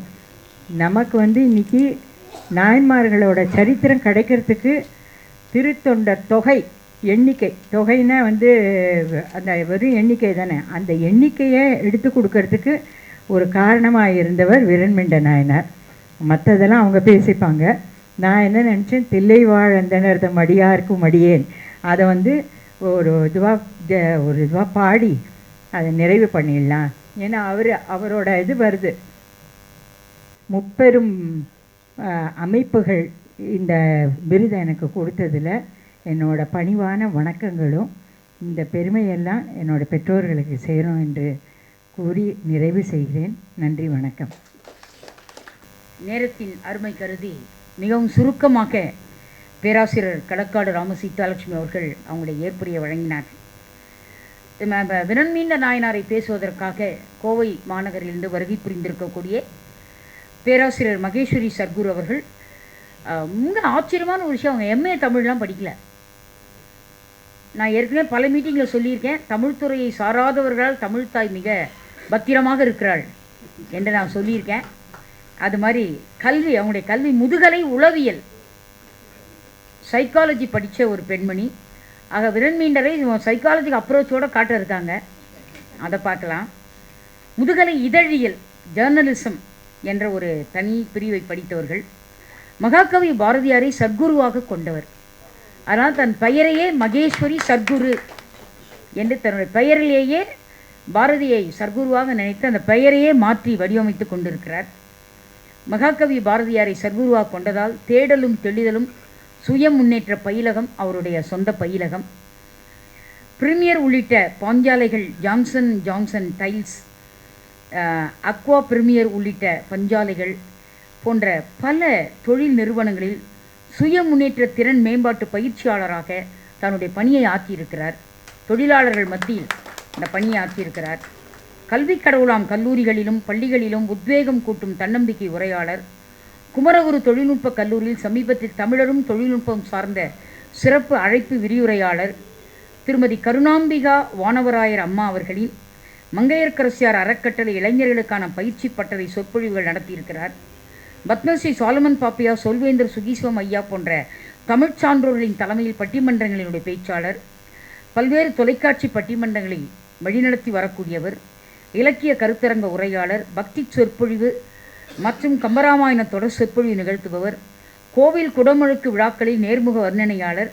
ஸ்ரீ கிருஷ்ணா ஸ்வீட்ஸ் எப்போது வருவாரோ நிகழ்வு, மேனாள் குடியரசுத் தலைவர் மேதகு அப்துல் கலாம் ஐயா அவர்கள் பங்கேற்ற நிகழ்ச்சியில் பங்கு கொண்டது. தாதாபால் சாஹேப் பால்சந்தர் விருது விழா, நடிகர் சிவகுமாரின் விழா, கவிப்பேரரசு வைரமுத்து விழா, பல்வேறு மருத்துவ உள்ளரங்கு நிகழ்ச்சிகள் மற்றும் பல சிறப்பு அரங்கு நிகழ்வுகளில் நிகழ்ச்சி தொகுப்பாளராக பணியாற்றியிருக்கிறார். கோவை, காரைக்குடி, கள்ளிப்பட்டு, சென்னை, கோபிச்செட்டிப்பாளையம், வேலூர், புதுக்கோட்டை உள்ளிட்ட கம்பன் கழகங்களிலும் பிரான்ஸ் கம்பன் கழகத்திலும் பங்கேற்ற பேச்சாளர். பிரான்ஸ் நாடு, யூரோப் நாடு சென்றிருக்கிறார் கம்பனுக்காக. பிரான்ஸ், ஜெர்மன் மற்றும் இலங்கை போன்ற வெளிநாடுகளில் சிறப்பு அழைப்பாளராக சொற்பொழிவை கொடுத்திருக்கிறார். நமது நம்பிக்கை மாத இதழ், குங்குமம் குழுமங்களின் ஆன்மீக மாத இதழ், இருமுறை இதழ்களிலும் கௌமாரம் அமுதம் இதழ் கட்டுரையாளராக தொடர்ந்து தன்னுடைய கட்டுரைகளை வெளியிட்டு வருகிறார். இதுவரை வெளிவந்த நூல்கள் வெல்வது வெகு சுலபம், மின்னும் இலக்குகள், உழைப்பின் உன்னத ரகசியங்கள் போன்ற சுய முன்னேற்ற நூல்களை படைத்திருக்கிறார். கம்பன் தந்த மகா மந்திரம், ஆதி மனுஷியும் பேராழியும் கவிதை நூல் போன்றவை வெளியிட்டிருக்கிறார். மேலும் பல நூல்கள் விரைவில் வெளிவர இருக்கின்றன. பல்வேறு அமைப்புகள் வழங்கிய விருதுகளில் சில பாரதி சுடர், பாரதி கண்ட புதுமைப்பெண், சொல் அரசி, அருள் அரசி, ஞான ஒளி மங்கை பிரான்ஸ் கம்பன் கழகம், செம்பொருள் சீர் பரவுவார் பிரான்ஸ் கம்பன் கழகம், ஆழ்வார் சீர் பரவுவார் பிரான்ஸ் தமிழ்ச்சங்கம், நம்பிக்கை கலைமாமணி இலங்கை கொழும்பு தமிழ்ச்சங்கம் உள்ளிட்ட மேலும் பல விருதுகளை பெற்றிருக்கிறார். எப்பொழுதாவது கோவை மாவட்டத்திலே இருப்பார். வானவில் பண்பாட்டு மையம், மகாகவி பாரதியார் 2022 கவி முழக்கம், கவிதை போட்டியில் சிறப்பு வெகுமதி பெற்றவர். மேலும் எப்போதும் வாசிப்பில் உள்ளவையாக வரலாற்று புதினங்கள், பண்டைய தமிழர்களின் சோழர்களின் கட்டுமானங்கள், சைவ சமய சங்க இலக்கியங்கள் சார்ந்த ஆய்வு நூல்கள், ஓஷோவினுடைய புதிய படைப்புகள், நவீன படைப்புகள், தொல்லியல் துறையின் கீழ் இருக்கும் பல்வேறு கோவில்கள் சிற்பங்களை கண்டு அதனுள்ளிருந்து இலக்கிய ரசனைகளை கண்டுபிடித்து பொதுவான சிற்பங்கள் காட்டக்கூடிய இலக்கிய காட்சிகளை குறித்து கட்டுரைகள் வடிவமைப்பது என்று இப்படி பன்முக மல்டிஃபேஸ் பர்சனாலிட்டியாக இந்த அரங்கம் வந்திருக்கக்கூடிய அரும்பெரும் இந்த சிந்தனையாளரை நாம் இப்பொழுது வாஷிங்டன் அன்பு நண்பர் சிவகுமார் அவர்கள் பொன்னாடை அணிவித்து சிறப்பு செய்யுமாறு பணிவன்புடன் அழைக்கிறேன்.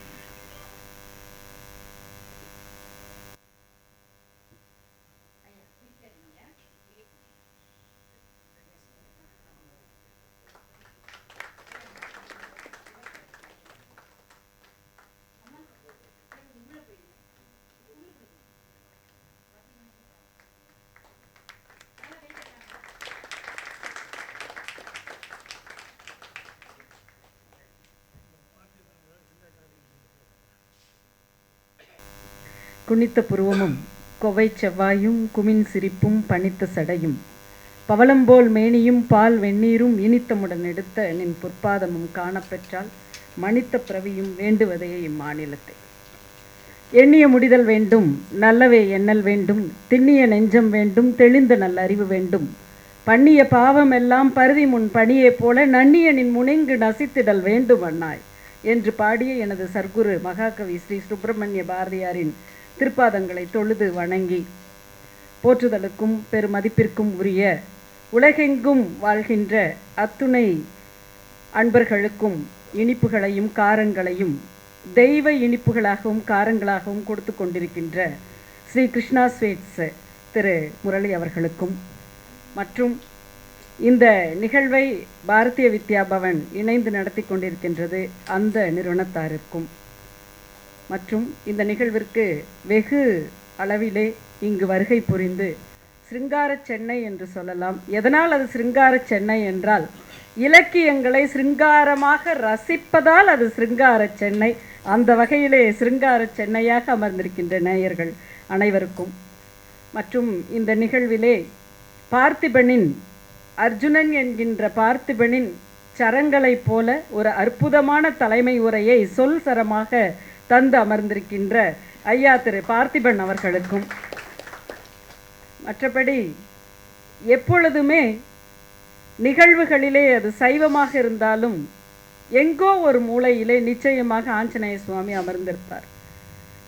இங்கே சைவத்திற்கான ஒரு நிகழ்வாக இருந்தாலும் கூட அது தெய்வத்தமிழ் அல்லவா, அதனை கேட்பதற்கும் அதனை சுவைப்பதற்கும் அங்கே விருது வாங்குவதற்கும் அன்னை சீதாலட்சுமியே வந்திருக்கிறார் என்று சொன்னால் நிச்சயமாக இது ஒரு மிகப்பெரிய ஒரு கொடுப்பினை என்று தான் சொல்ல வேண்டும்.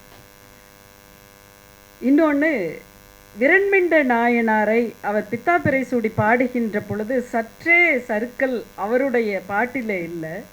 அவர் கொஞ்ச நேரம் அப்படின்னா என்னென்னா ஆன்மீகத்தில் ரொம்ப அந்த பக்தியில் திளைச்சதுனால சின்னதாக ஒரு நெருடல் ஏன் வந்தது அப்படின்னு சொன்னோன்னா, எந்த நிகழ்வு மிகச் சரியாக நடத்தப்படுகிறதோ, எங்கே ராமாயணம் சொல்லப்படுகிறதோ அங்கே பரிபூர்ண பரிலோஷனத்துடன் அனுமன் ஆஞ்சநேய சுவாமி அமர்ந்திருப்பாராம். கண்களில் தார தாரையாக நீர் மல்க உட்கார்ந்துருப்பார்.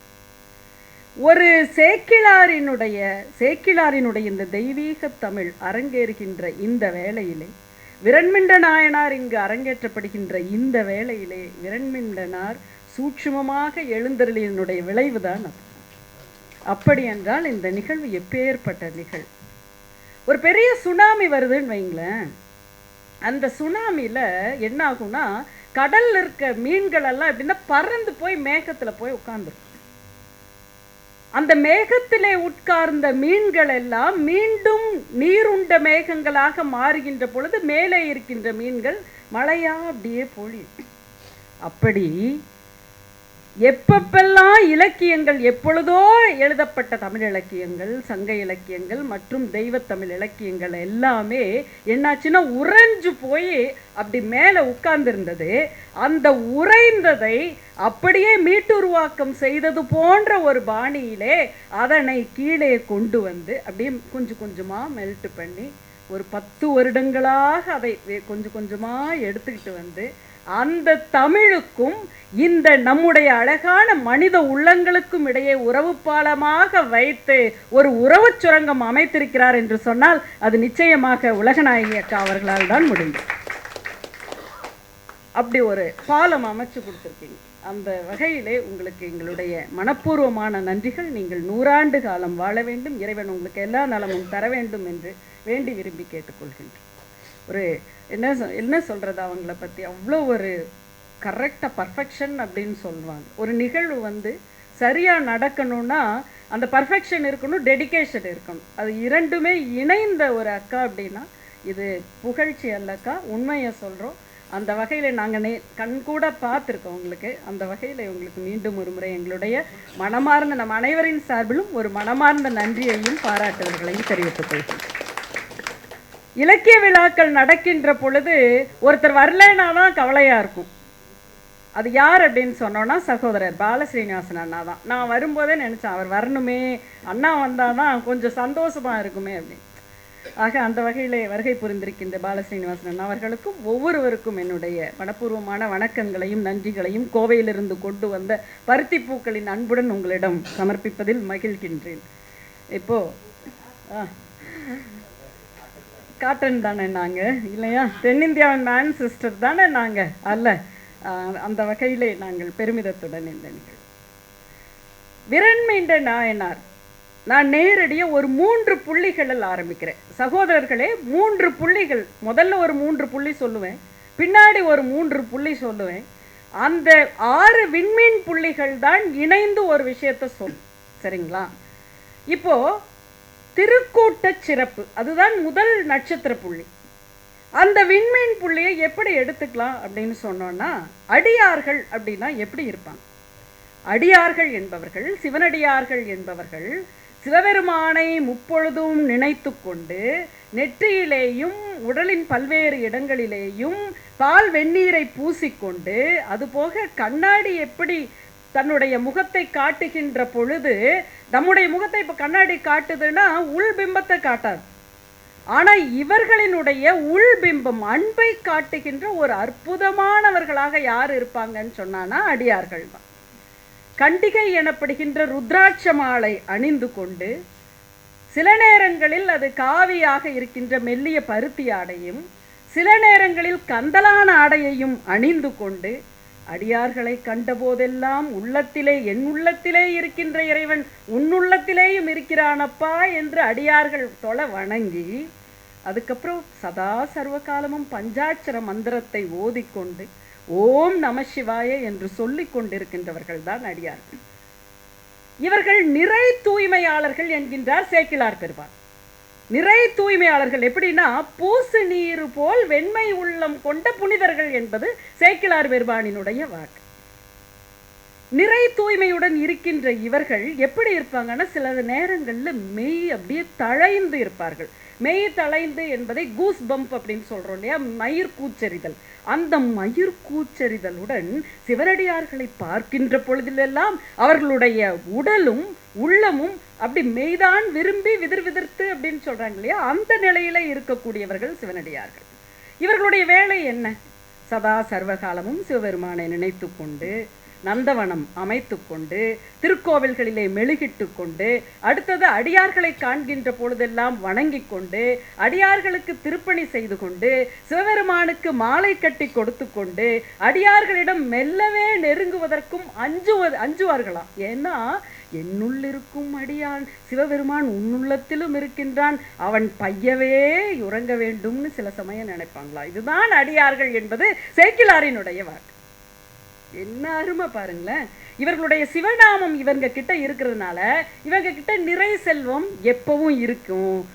நிறை செல்வம் மட்டும் இல்லை, இந்த நிறை செல்வம் என்னன்னா குறைவும் இல்லை மிகுதியும் இல்லை. கம்பன் சொல்லுவானே, இல்லாரும் இல்லை உடையாரும் இல்லை என்று சொல்லுவான்ல, அந்த மாதிரி. இவர்களுடைய நோக்கமெல்லாம் எப்படி இருக்குன்னா, நீங்கள் ஓட்டை கொடுத்தாலும் ஆஹா இப்படிதான், ஓட்டையும் அப்படி தான் பார்ப்பாங்க.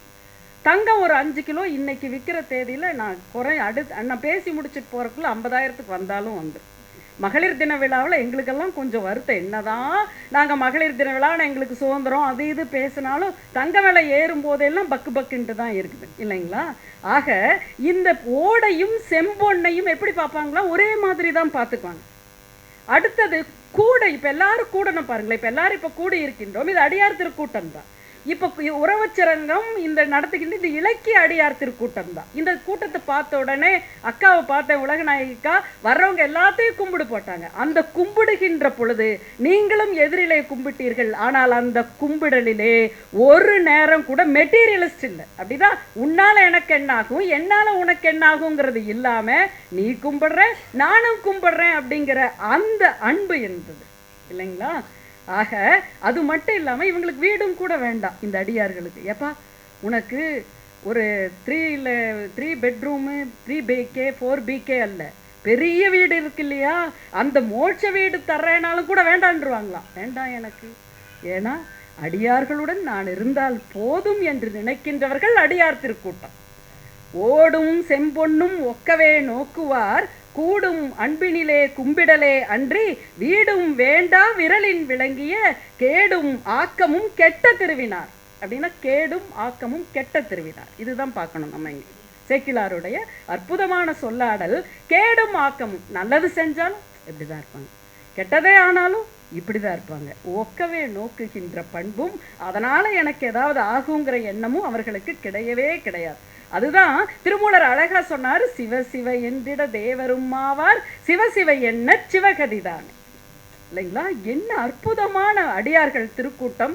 மொத்தத்தில் இவங்க எப்படி இருப்பாங்கன்னா, ஒட்டு போட்ட கந்தல் துணியை நல்லா ஸ்டிச் பண்ணி, இப்போ மாதிரி ஜீன்ஸை வந்து கிழிச்சு விட்டுட்டு போடுற ஃபேஷன் அல்ல, ஏற்கனவே கிழிந்த துணிகளை கந்தலான அந்த துணியை ஒட்டு தைச்சு இல்லைங்களா.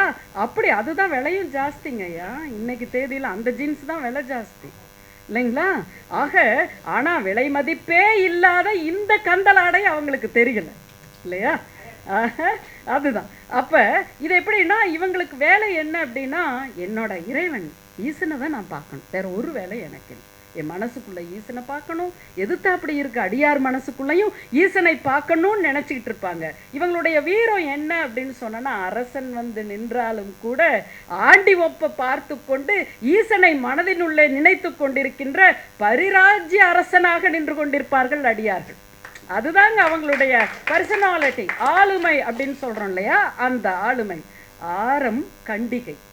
அவங்களோட இது எப்படின்னா, ஆரம் எப்படின்னா முத்தாரம் அந்த மாதிரி எல்லாம் கிடையாது. அவங்களுடைய ஆரமே கண்டிகை என்கின்ற அந்த ருத்ராட்ச மாலை. அடுத்தது அடையும் கந்தையே பாரம் ஈசன் பணியவது ஒன்றிலார் ஈரம் அன்பினர் யாதும் குறைவிலார் வீரம் என்னால் விளம்பும் தகையதோ. இவங்களோட வீரத்தை என்னால் சொல்ல முடியுமாப்பா அப்படின்னு சேக்கிழார் பெருமானே சொன்ன பிற்பாடு நான்லாம் என்னங்க, அவரோட கால் தூசியை விட தூசிக்கு கீழே இல்லையா. அந்த அன்பை என்னால் சொல்ல முடியாது என்கிறார். வேறு வேறு தோற்றத்தில் இருந்தாலும் அப்படின்னா என்ன, ஒவ்வொருத்தரும் ஒவ்வொரு மாதிரி. எல்லாரும் ஒரே மாதிரிங்களா இருக்காங்க இல்லை, எல்லாம் 5 அடினா 5 அடியிலேயே இருக்காங்க. ஒன்றும் இல்லை, நானே சராசரியான உயரத்துக்கும் கீழே இருக்கிறதுனால தான் இங்கே ஒரு ஏற்றுப்பலகை வைக்க வேண்டி வந்தது. ஏன் ஏற்றுப்பலகை வைக்க வேண்டி வந்தது? இந்த தெய்வத்தமிழால் நீ இன்னமும் உயர வேண்டும் என்கின்ற நல்ல மதிப்பிலே நல்ல எண்ணத்திலே உலகநாயகிக்கா ஒரு பலகை வச்சு கொடுத்தோம். இல்லையா? ஆக இப்போ என்ன அப்படின்னு சொன்னோன்னா, இந்த வேறு வேறு தோற்றத்தில் இருந்தாலும் கூத்துடையவனுக்கு, கூத்தாடுறான் இல்லையா, ஆனந்த கூத்து, காளிங்கா கூத்து, எல்லா கூத்தும் ஆடுற அந்த எம்பெருமான் முன்னாடி நாங்கள்லாம் ஒன்று தான்ப்பா. சிவபெருமான் பார்ப்பாராம், என்ன அத்தனை கூத்துலேயும் அடியார்களை பார்ப்பாரா, எல்லாரும் ஒரே மாதிரி இருக்காங்கப்பா, என்னோட செம்பவள நிறம் மாதிரியே இருக்காங்கப்பா அப்படின்னு பார்ப்பாராம் ஈசன். அந்த முகம் எப்படின்னா அதோ முகமாக, இறைவனின் 5 முகத்துக்கு பின்னாடி ஒரு முகம் இருக்கு இல்லைங்களா, அந்த அதோ முகம் அடியார் முகம் என்கிறது சேக்கிழாருடைய வாக்கு. ஆக வேறு வேறு தோற்றத்தில் இருந்தாலும் கூத்துடையவனுக்கு அதோ முகமாக காட்சி தருகின்றார்கள் அடியார்கள் என்கிறார்கள். இதுதான் யாருங்கன்னா நான் முதல் சொன்ன முதல் புள்ளி, நட்சத்திர புள்ளி. அதுதான் எது? திருக்கூட்ட சிறப்பு, அடியார்களினுடைய சிறப்பு ஆச்சுங்களா. இது சேக்கிழார் பெருமான். அடுத்தது இவங்கெல்லாம் எங்க கூடுவாங்க? இப்போ நம்ம இந்த உறவு சுரங்கமும் ஸ்ரீ கிருஷ்ணா ஸ்வீட்ஸும் பாரதிய வித்யா பவனும் நடத்துகின்ற இந்த தெய்வத்தமிழினுடைய 63 விழா எங்க கூடியிருக்கோம்? எல்லாரும் பாரதிய வித்யா பவன்ல கூடியிருக்கோம். அப்படி இந்த அடியார்கள் எல்லாம் ஒரு இடத்துல கூடுவாங்க. தில்லை அந்தணர்கள் எல்லாரும் கோலோச்சி இருக்கின்ற இடம்க்கு அங்க ஒரு ராசை, அது நடராசன். அடியார்கள் எல்லாம் ஒரு இடத்துல கூடுவாங்க, அது திருவாரூருடைய ராசன், அது தியாகராசன். முன்னாடி 2 ராசாக்கள் தான், ஒரு ராசா தில்லை நடராசா, இன்னொன்று நம்முடைய திருவாரூர் கனகராசா, தியாகராசா இல்லைங்களா. ஆக அப்பேற்பட்ட இடத்துல ஒரு இடத்துல கூடியிருந்தார்கள். அந்த இடம் எது என்று சொன்னால் தேவாசிரியன் மண்டபம் என்று அழைக்கப்படுகின்ற திருக்காவணம். நான் சொன்ன 2வது நட்சத்திர புள்ளி தேவாசிரிய மண்டபம். அந்த வச்சுக்கோங்க. கடைசியில் கேள்வி கட்டாயம் கேட்பேன், ஒவ்வொரு புள்ளிக்கும் எத்தனை புள்ளிகள் சொன்னேன், ஒவ்வொரு புள்ளியும் வேணும் அப்படின்னு. நேரம் இருந்தால் அக்கா அவர்கள் அனுமதித்தால் அதையும் சொல்லிட்டேன். ஆக இந்த திருமேனியில் மிளிர்கின்ற திருநீர் எப்படி இருக்கும் அப்படின்னு சொன்னான்னா, அவர் வர்ணிக்கின்றார் சேக்கிழார், திருநீர் அவங்க மேனியில பூசி இருக்கின்ற திருநீரும் அவர்கள் கழுத்திலே அணிந்திருக்கின்ற அந்த ருத்ராட்ச 6 கண்டிகைகளையும் பார்க்கின்ற பொழுது அது எப்படி இருக்கு அப்படின்னா, கண்டிகைகள் எல்லாம் கரையா நிக்குதா, உள்ள திருநீர் பார்க்கடலா ஜொலிக்குதான். ஆகா, அடியார்கள் கூட்டத்தை பார்க்கின்ற பொழுது பார்க்கடலாகவும் ருத்ராட்சங்கள் கரையாகவும் இருக்கின்றது என்று சேக்கிழாரினுடைய எழுத்து என்று சொன்னால் என்ன அற்புதம் பாருங்களேன். அந்த தேவாசிரிய மண்டபம் அப்படி காட்சி அளிக்குது. அடுத்தது இதுல 7 உலகத்துக்கும் காரணமாக இருக்கின்ற அகில காரணராகிய அவர் என்ன பண்ணுவார் அப்படின்னு சொன்னான்னா, எங்க இருக்கான்னு நம்ம தேட வேண்டாம். நீங்க எந்த கோயிலுக்கு போனாலும் உள்ள போய் மூர்த்தத்தை பார்க்க வேண்டாம். நட்டக்கல்லும் பேசுவோம் நாதன் உள்ளிருக்கையிலங்கிற மாதிரி நம்ம போய் ஒவ்வொரு கூட்டத்திலையும் ஒவ்வொரு கோவில்களுக்கும் போகின்ற பொழுது நேரடியாக நீங்க இறை மூர்த்தத்தை, கருவறையில் இருக்கின்ற இறைவனை பார்ப்பதற்கு முன்பாக ஏதோ ஒரு சிவனடியார், ஏதோ ஒரு மனிதன் அம்மா அப்படின்னு கேட்டுட்டு நிப்பான் பாருங்க, உள்ள முருக அங்கே முதலில் சிவனை பார்த்து விட்டு நீ உள்ள போப்பா அப்படிங்கிறாரு சேக்கிழார். அதனாலதான் சேக்கிழாரினுடைய தமிழும் தெய்வத்தமிழாக இருந்தது. மானுடம் பேசியது. கம்பன் எப்படி மானுடம் வென்றதம்மா என்று சொன்னானோ அப்படித்தான் இங்கேயும் மானுடம் வென்று காட்டியிருப்பது சேக்கிழாரினுடைய தமிழ் என்பதிலே எல்லளவும் மாற்று கருத்து கிடையாது. ஆக இது என்ன ஆகுது அப்படின்னா, தன் திருவடிகளை பற்றி இருக்கும் இறைவன் எப்படி இருக்கான், தன் திருவடிகளை பற்றி இருக்கின்ற அடியார்களின் மனத்திலே எழுந்தருளி இருக்கின்ற மண்டபம்தான் தேவாசிரியன் மண்டபம். இறைவன் தியாகராசன் கிட்ட இல்லை, அங்க இல்லை, அவர் எங்க இருக்காரு, இங்கதான் இருக்கார். அது இருப்பு எங்க அப்படின்னு சொன்னோம்னா இங்கதான். அது ஒரு குறியீடாக தான் இருக்கிறது என்பது சேக்கிழாரினுடைய வாக்கு. இங்க இதுக்கு திருநாவுக்கரசர் 5ஆம் திருமுறையில எழுதுகின்றார். எப்படி தெரியுமா, 100 கோடி பிரம்மர்களும் கூட செத்து போயிட்டான்ப்பா, 6 கோடி நாராயணரும் செத்து போயிட்டான். அடுத்தது இந்த மணல், கங்கையோட மணலை என்னன்னா எத்தனை இருக்குமோ அத்தனை இந்திரரும் போயிட்டாங்க. ஆனா ஒரே ஒருத்தன் தான் இருக்கான். அவன் யாரு அப்படின்னு சொன்னா ஈரிலாதான ஈசன் ஒருவனே அப்படிங்கிறார். சொல்லிட்டு அடுத்த உடனே சேக்கிழார் இதுக்கு சொல்றது தாங்க. இது 5ஆம் திருமுறையில் திருநாவுக்கரசனுடைய ஒப்பீடு. 100 கோடி பிரம்மர்கள் நொங்கினார், 6 கோடி நாராயணர் அங்கனே, ஏறு கங்கை மணல் எண்ணில் இந்திரர், ஈரிலாதான் ஈசன் ஒருவனை அப்படின்னு. இங்க அப்பாயின்மெண்ட் வாங்குறதுக்கு தேவாசிரியன் மண்டபத்துல காத்துட்டு இருப்பாங்களா? யார் தெரியுங்களா? திருமாலும் பிரம்மனும். இந்த சொன்னமே 100 கோடி பிரம்மர்களும் காத்துக்கிட்டு இருப்பாங்க. எதுக்கு? அப்பாயின்மெண்ட் வேணும்ப்பா, ஐயா தியாகராசா நீ எனக்கு உன்னோட அப்பாயின்மெண்ட் கூடப்பா, உன்னை பார்க்கணும் அப்பான்னு. ஆக அப்பேற்பட்ட அந்த இடம்தான் தேவாசிரியன் மண்டபம் என்று சொன்னால், திருவாரூருக்கு நான் எப்பொழுதெல்லாம் இந்த ஆன்மீகம் ஆனந்தம் அமைப்பிற்கு பேச போகின்றேனோ அப்பொழுதெல்லாம் தேவாசிரியன் மண்டபத்தின் முன்பே நின்று அழுதிருக்கின்றேன். அந்த அழுகையின் வெளிப்பாடுதான் இங்கே விரண்மிண்ட நாயனாரை இன்று எனக்கு பேசுவதற்கு ஏற்பாடு செய்து கொடுத்தது. எல்லாமே அப்படிதாங்க. எல்லாமே சூட்சுமங்கள் எல்லாமே எதுவுமே கிடையாது. ஏற்கனவே நிர்ணயிக்கப்பட்ட ஒரு விஷயம்தான். இப்போ 3வது நட்சத்திர புள்ளி, விண்மீன் புள்ளி அப்படின்னு, நட்சத்திரம்னா சமஸ்கிருதம்ன்றதுனால விண்மீன் புள்ளின்னு வச்சுக்கலாம். ஆக இந்த 3வது, ஏன்னா பாலசீனிவாசன் பார்க்குறாரு, என்னமோ நீ சமஸ்கிருதம் பேசுகிறே அப்படின்ற கூடாது, அதுக்காக. ஆக இது என்ன அப்படின்னா, ஒரு ஊர் பரசுராமரை எல்லாருக்கும் தெரியுங்க. பரசுராமர்னா ரொம்ப கோபக்காரர் இல்லையா? அவர் கையில் பரசு என்கின்ற மழுவை வச்சிருப்பார். அடுத்தது 21 தலைமுறையா சத்திரிய கூட்டத்தை அழிச்சவர் அவர் இல்லைங்களா? அது ஒன்று. அடுத்ததாக பார்த்தோம் அப்படின்னா, வில்லை உடைச்சிட்டு சிவதன வர்றாரு. யார்? நம்முடைய ராமர் வர்றாரு. மிதிலையிலிருந்து வெளியில் வர்றாரு. கல்யாணம் பண்ணிட்டு சீதா அம்மாவை வெளியில் வர்ற பொழுது இவர் என்ன பண்ணுறாரு? வந்து எங்கேயோ இருந்து நான் வந்து நிற்கிறார். என்னோட தனுவுக்கு நீ பதில் சொல்லு பார்க்கலாம் அப்படின்னு இல்லையா சொல்கிறாரு. எங்கே சொல்லு பார்க்கலாம் அப்படின்னு. அப்புறம் உடனே இவர் என்ன சொல்கிறாரு அப்படின்னா, அவர் சொல்கிறாரு, பரசுராமரே சொல்கிறாரு, நீ என்ன பண்ணுன்னா என்னுடைய தனுசுக்கு பதில் சொல்லு. எப்படி தெரியுமா? சரி, எங்கே நீ உன்னுடைய இழுத்து காட்டிடுறாரு ராமர். காட்டின பிற்பாடு எங்கே இதுக்கு இலக்குன்னு கேட்குறாரு. உடனே இலக்கு எங்கேன்னு கேட்ட உடனே அவர் சொல்கிறாரு, என் செய் தவம் யாவையும் சிதைக்கவே அப்படின்னு பரசுராமர் சொன்ன உடனே ராமபிரான் அவருடைய தவத்தின் பயனைவே அப்படியே பூவிலிருந்து மனத்தையும் அந்த மகரந்த தாள்களினுடைய நுணுக்கத்தையும் எடுப்பது போன்று ராமபிரான் எடுத்தார் அப்படின்னு சொன்னோம்னா அந்த ராமபிரானுடைய வில்லாற்றலுக்கு ஈடு ஏது இனர்? என் செய்தவம் யாவையும் சிதைக்கவே என கையும் அவன் நெகிழ்த்தனன். கை என்ன அந்த என்னாச்சு? கனையும் சென்று மையரு தவம் எல்லாம் வாரி மீண்டது. அதுதாங்க அதனாலதான் இன்னைக்கும் நம்ம ராமபிரானை பத்தி பேசிட்டு இருக்கோம். ஆக இப்பேற்பட்ட பரசுராமர் அது மட்டும் இல்லாம என்ன அப்படின்னு சொன்னோன்னா, தன்னுடைய தந்தையாகிய ஜமதக்னி முனிவரினுடைய பசுவை கையாண்டு கொண்டு போனவர் ஜமதக்னி முனிவரையும் கொன்றதுனால தான் அவர் அந்த 21 தலைமுறை அந்த சத்திரிய கூட்டத்தை அழிக்கிறதாக அவர் சூழ் கொண்டு அதை பண்றார். கடைசியில் என்ன ஆகுதுன்னா, ஐயோ நம்ம தப்பு பண்ணிட்டோமேன்னு யோசிச்சு இந்த மழுவுனால தானே இத்தனை பிரச்சனை அப்படின்ட்டு அந்தணர்களுக்கு ஏதாவது தானம் பண்ணணும்னு நினைச்சவர் நேராக போனார். தெற்க கடல்கிட்ட போய் நின்றுக்கிட்டு அந்த தன்னுடைய மழுவை தூர வீசி எறிஞ்சாராம். எரிஞ்ச வரைக்கும் போய் அந்த மழு என்ன பண்ணுச்சா, 64 குட்டி ஊர்களை உருவாக்கியது. அந்த குட்டி ஊர்கள் தான் தெய்வத்தண்ட தேசம் என்று சொல்லப்படுகின்ற கேரள பிரதேசம். அந்த கேரளாவில் மலைநாடு என்று போற்றப்படுகின்ற அந்த கேரளாவினுடைய அந்த 64 ஊர்களிலே ஒரு ஊர் செங்கண்ணூர்.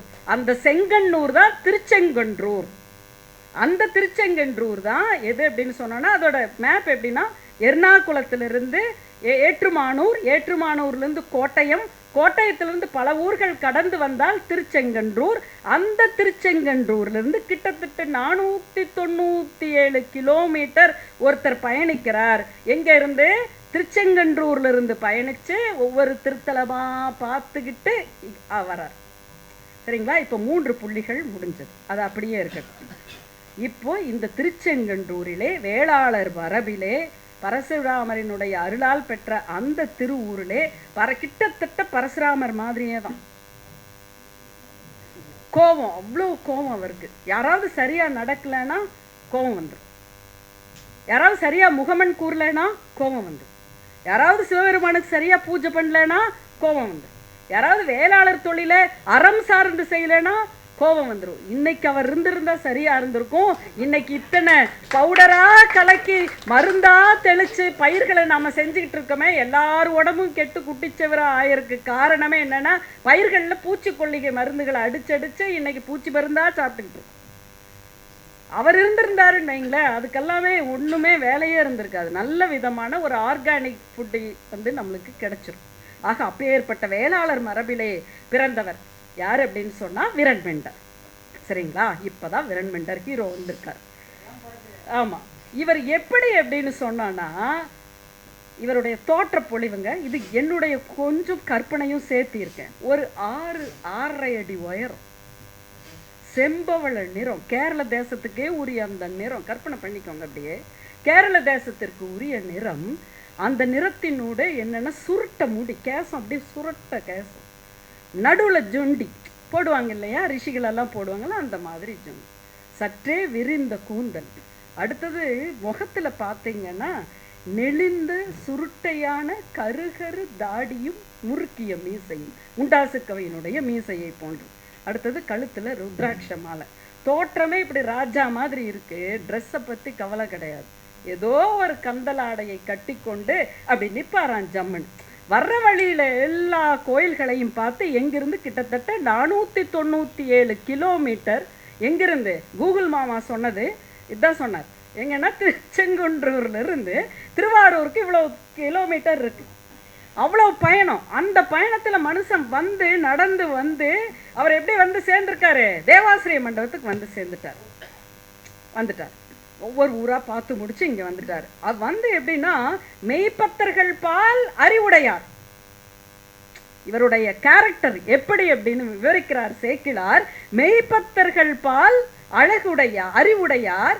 அது மட்டும் இல்லாமல் முதிரும் அன்பிலே பெருந்தொண்டர் திருக்கூட்டத்திலே எப்பொழுதுமே இருந்து கொண்டிருக்கின்ற மகா அடியார் என்று சேக்கிழார் வர்ணி. எப்பேற்பட்ட அடியார் பாருங்களே. இவர் வந்து தேவாசிரிய மண்டபத்தில் அமர்ந்திருக்கார். அப்போது ஒரு ராஜா மாதிரி அப்படி பொலிவில் உட்காந்துக்கிட்டு இருக்காருன்னா எல்லா அடியார்களும் சுற்றி உட்காந்து, நீங்கள் எப்படி சிவபெருமானை பார்த்தீங்க சொல்லுங்கள் பார்க்கலாம், நீங்கள் எப்படி சிவபெருமானை பார்த்தீங்க சொல்லுங்கள் பார்க்கலாம், அவருடைய ஆட்டம் எப்படி இருந்தது பாருங்க அப்படின்னு எல்லாம் பேசிக்கிட்டு இருக்காங்க. இவர் அப்படி அதையும் கேள்வி கேட்குற போது பதிலும் சொல்கிறாரு. கூடவே சைடில் பார்த்துக்கிறார். யாராவது போகிறாங்களா, அடியார் திருக்கூட்டத்திற்கு வணக்கம் சொல்லாமல் யாராவது போகிறாங்களான்னு பார்க்குறாரு. அப்போ பார்த்து செங்கோலுடன் பொற்கோளுடன் எப்பவுமே கல்யாண கோலத்தில் இருக்கிற சுந்தரர் அன்னைக்கு பாவம் சும்மா திருநீர் பூசி ஒரு நல்ல ஒரு வேட்டி நல்ல விதமாக கட்டி ஆடை அணிந்து, அடுத்து பார்த்தோன்னா எப்பவுமே பொன்னாலான ஆரங்களும் முத்தாலான ஆபரணங்களுமாக தொங்குகின்ற அவருடைய கழுத்தில் என்னன்னா இன்னைக்குன்னு பார்த்து ருத்ராட்சமாக அணிஞ்சிட்டு அவர் அப்படியே பார்க்குறாரு. எவ்வளோ அழகா இந்த அடியார்கள் எல்லாம் உட்காந்து, இவர்களை போல நான் இல்லையே அப்படிதான் நினைச்சிட்டு போறாரு அப்படின்னு நம்ம நினைச்சுக்கலாம். அப்ப இவர் அப்படியே போனவர் என்ன பண்ணாரு, தேவாசிரிய மண்டபத்துக்கு பக்கத்துல வந்தவர் டக்குன்னு என்ன பண்ணிட்டாரு, லெஃப்ட் ஒதுங்கிட்டார். அப்படியே அதே வழியில போய் பார்க்காம போயிருந்தாலும் கூட தப்புதான். ஏன்னா நமக்கு ஒன்று விஷயம் பெரிய விஷயம் கிடைச்சிருக்காது. அப்ப இவர் இப்படி கிளம்ப இப்படி சைட்ல போன உடனே இவருக்கு கோபம் வந்து என்ன சொல்றாரு அப்படின்னு சொன்னா, என்னன்னா தேவாசிரியனை பொழிந்து மறுவான் என்ற சிவனடியார் தம்மை தொழாமல் வந்து அணையாது ஒரு வாரம் ஒதங்கும். இவர் யாருன்னு கேட்குறாரு பக்கத்தில் இருக்க அடியார்கள் கிட்டலாம். இவர் யாருப்பா, இவர் வந்தாரு நம்மளை பார்த்தாரு, ஆனால் பார்த்தும் பார்க்காமையும் இப்படி கடைக்கண் பார்வை பார்த்துக்கிட்டு நகர்ந்து போறாரே, இவர் யாரப்பாங்க. உடனே ஒரு அடியார் சொல்றாரு, அவர் யாரப்பாவா, அவர் யாரு தெரியுமா, சுந்தரரப்பா. அப்படியா, சுந்தரரா, சரி சரி, அப்போ என்ன பண்ணலாம், அவர் பெரிய ஆளு. அப்படியா, சரி, அவர் வன் தொண்டர். அப்படியா, பித்தா பிறை சூடி சீதாலட்சுமி அம்மா பாடினாங்க பாரு, அதெல்லாம் பாடினவர் அவர். அப்படியா, சரி, அதெல்லாம் பாடின அப்புறம் இறைவனைவே பித்தான்னு சொன்னவன். அப்படியா, யாரா இருந்தா எனக்கு என்ன, அடியார்களை பணியாது சென்ற அவன் புறகு என்று உரைப்ப சிவனருளால் பெரும்பேறு நிற்ற சிவனடியாராக நம்முடைய விரண்மிண்டர் நின்னாராம். இங்க சேக்கிழார் முதல்லயே சூட்சுமமா ஒரு கருத்தை சொல்லிடுறாரு. புறகு என்று சொல்லி எப்படி நிற்கிறார் அப்படின்னா, இவர் ஹீரோவா நிற்கிறார் அப்படின்னு.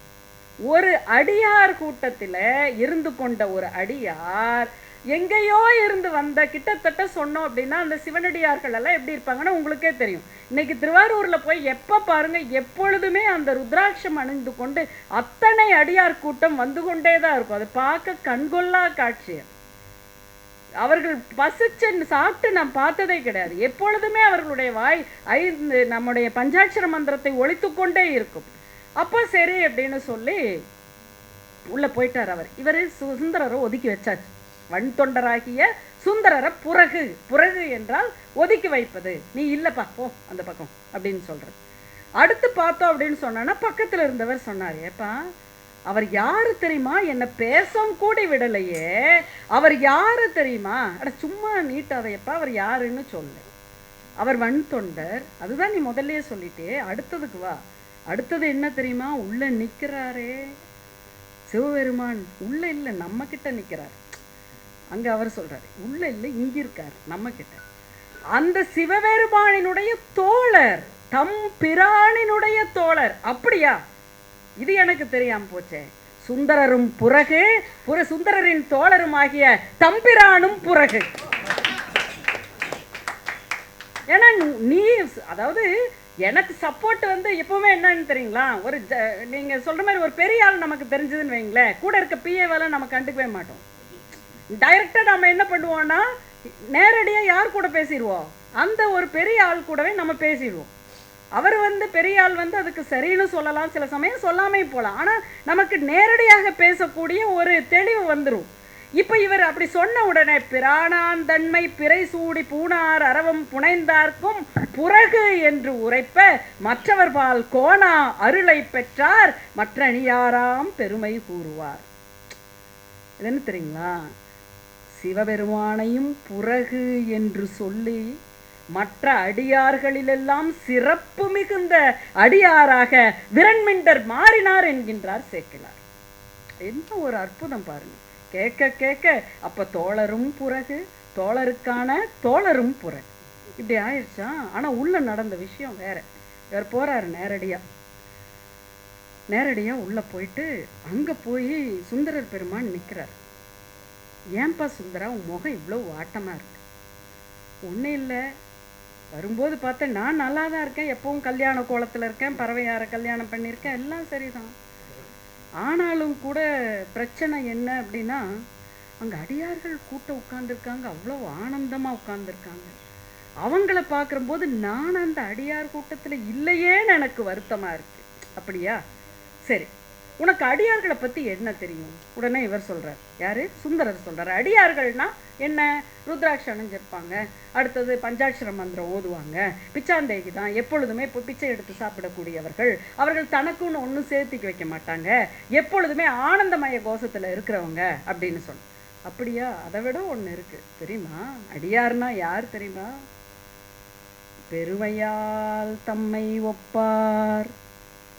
சிவபெருமான் சொல்கிறார், அடியார்னா எப்படி தெரியுமா உனக்கு தெரியுமா?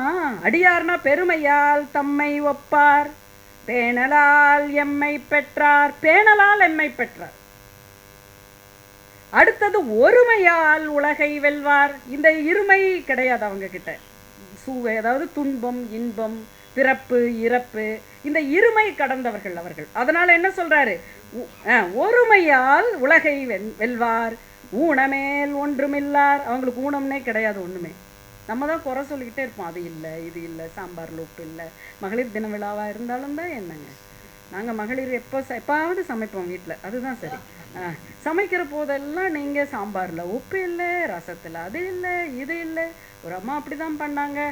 அவங்க வந்துட்டு ஒரே விஷயம் பண்ணாங்க, இதுலேயே பொரியல் இருக்குது 3 in 1ங்க. நாங்கள் மேலே அப்படி ஊற்றினா ரசம், கீழே இருந்து நீங்கள் அந்த காயெல்லாம் எடுத்தால் அது பொரியல், கொஞ்சம் கலக்கி ஊற்றுனீங்கன்னா அது சாம்பார் அப்படின்னு 3 in 1. இந்த ஒரு தன்மை யாருக்கு வரும்? மகளிரை விட்டு வேற யாருக்காவது வரும் இல்லைங்களா?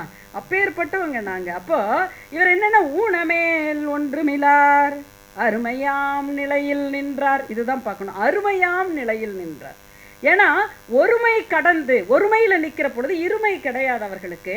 அப்போ என்னன்னா எப்பொழுதுமே ஆனந்தத்திலே இருப்பார். அன்பினே அன்பினால் இன்பம் மாறுவார், இருமையும் கடந்து நின்றார், இவரை நீ அடைவாய். இப்போதான் வாய் திறக்கிறார் சிவபெருமான், நீ இவங்களை போய் அடைஞ்சிரு. அப்போது அது எப்படி என்னால் முடியும்? அப்போ சொல்கிறார், நீ அவங்கள பாடு. நான் எப்படி பாட முடியும் அப்படின்னோடனே, நீயே எனக்கு பித்தாபிரை சூடி எடுத்து கொடுத்த, இதுக்கும் ஒரு அடி எடுத்து கொடுத்துறே அப்படின்னு. உடனே என்ன இவர் யோசிக்கிறாரு, சரி இவன் எடுத்து கொடுத்தாதான் இவன் பாடுவான் போல, அதனால் இவர் தில்லைவாழ் அந்தனர் அப்படின்னு எடுத்து கொடுக்குறாரு. சரிங்களா? தில்லைவாழ் அந்தனார், தில்லைவாழ் அந்தனர் அப்படின்னு இவர் எடுத்து கொடுக்கவும் இவர் பாட ஆரம்பிக்கிறார். அந்த பாடுறத நான் இந்த 6 புள்ளிகள் சொல்கிறேன் இல்லைங்களா, அப்போ அக்கா பாடுவாங்க. ஏன்னா என்னுடைய பாடலை விட அவங்க பன்னீர் திருமுறையில் அத்தனை விஷயங்களை செய்திருக்கிறவர்கள், ஒரு இசை ஞானி. இன்னைக்கு விருது வேறு வாங்கியிருக்காங்க, அவ்வளோ அழகான விருது, தெய்வத்தமிழ் விருதும் வாங்கியிருக்கின்ற பெருந்தகையாளர் பாடினால் விருது பெற்றிருக்கிறார். மன்னிக்கவும், ஆமாம், விருது சமர்ப்பித்து நீங்கள் மகிழ்ந்திருக்கிறீர்கள், அவர்கள் பெற்று மகிழ்ந்திருக்கிறார்கள், அதுதான் சரியானது. ஏன்னா விருது வாங்கிறது தான் நிறைய நடக்கிறது இல்லை. அப்போ வீதி நீதியால் அவர் தம்மை பணிந்து நிறை சொல் மாலை தோதிலா வாய்மையாலே பண்ணு பாமாலை அப்படின்னு சொன்ன உடனே பாடும் பரிசலாம் அப்படின்ட்டு தில்லைவாழந்தனர் பாடுறார். இப்போ நான் அந்த 6வது புள்ளிக்கு இந்த கட்டாயம் அந்த பாடல். இப்போ இவர் பாடினவர் என்ன பண்ணார், தில்லைவாழந்தனர் தம்மடியார்க்கும் மடியேன் அப்படின்ட்டு இவர் பாடிக்கிட்டே வர்றாரு. திருநீலகண்டத்துக்கும் எவனார்க்கும் மடியேன் இல்லையே எனாதை ஏற்பகையார்க்கும் மடியேன் இணையான் தன் அடியார்தம் குடிமாறன் அடியார்க்கும் மடியேன் வெல்லுமா மிகை வல்லமை பொருளுக்கும் மடியேன் அல்லிமென் முல்லை அழிந்தார் அடியார்க்கும் மடியேன். அடுத்தது நம்ம விரண்மெண்டருக்கும் சேர்த்து பாடிட்டு வர்றாரு. எப்படி வர்றார் அப்படின்னு சொன்னோன்னா, அவர் வர்ற தோற்றம் தாங்க இங்கே நம்ம பார்க்கணும்.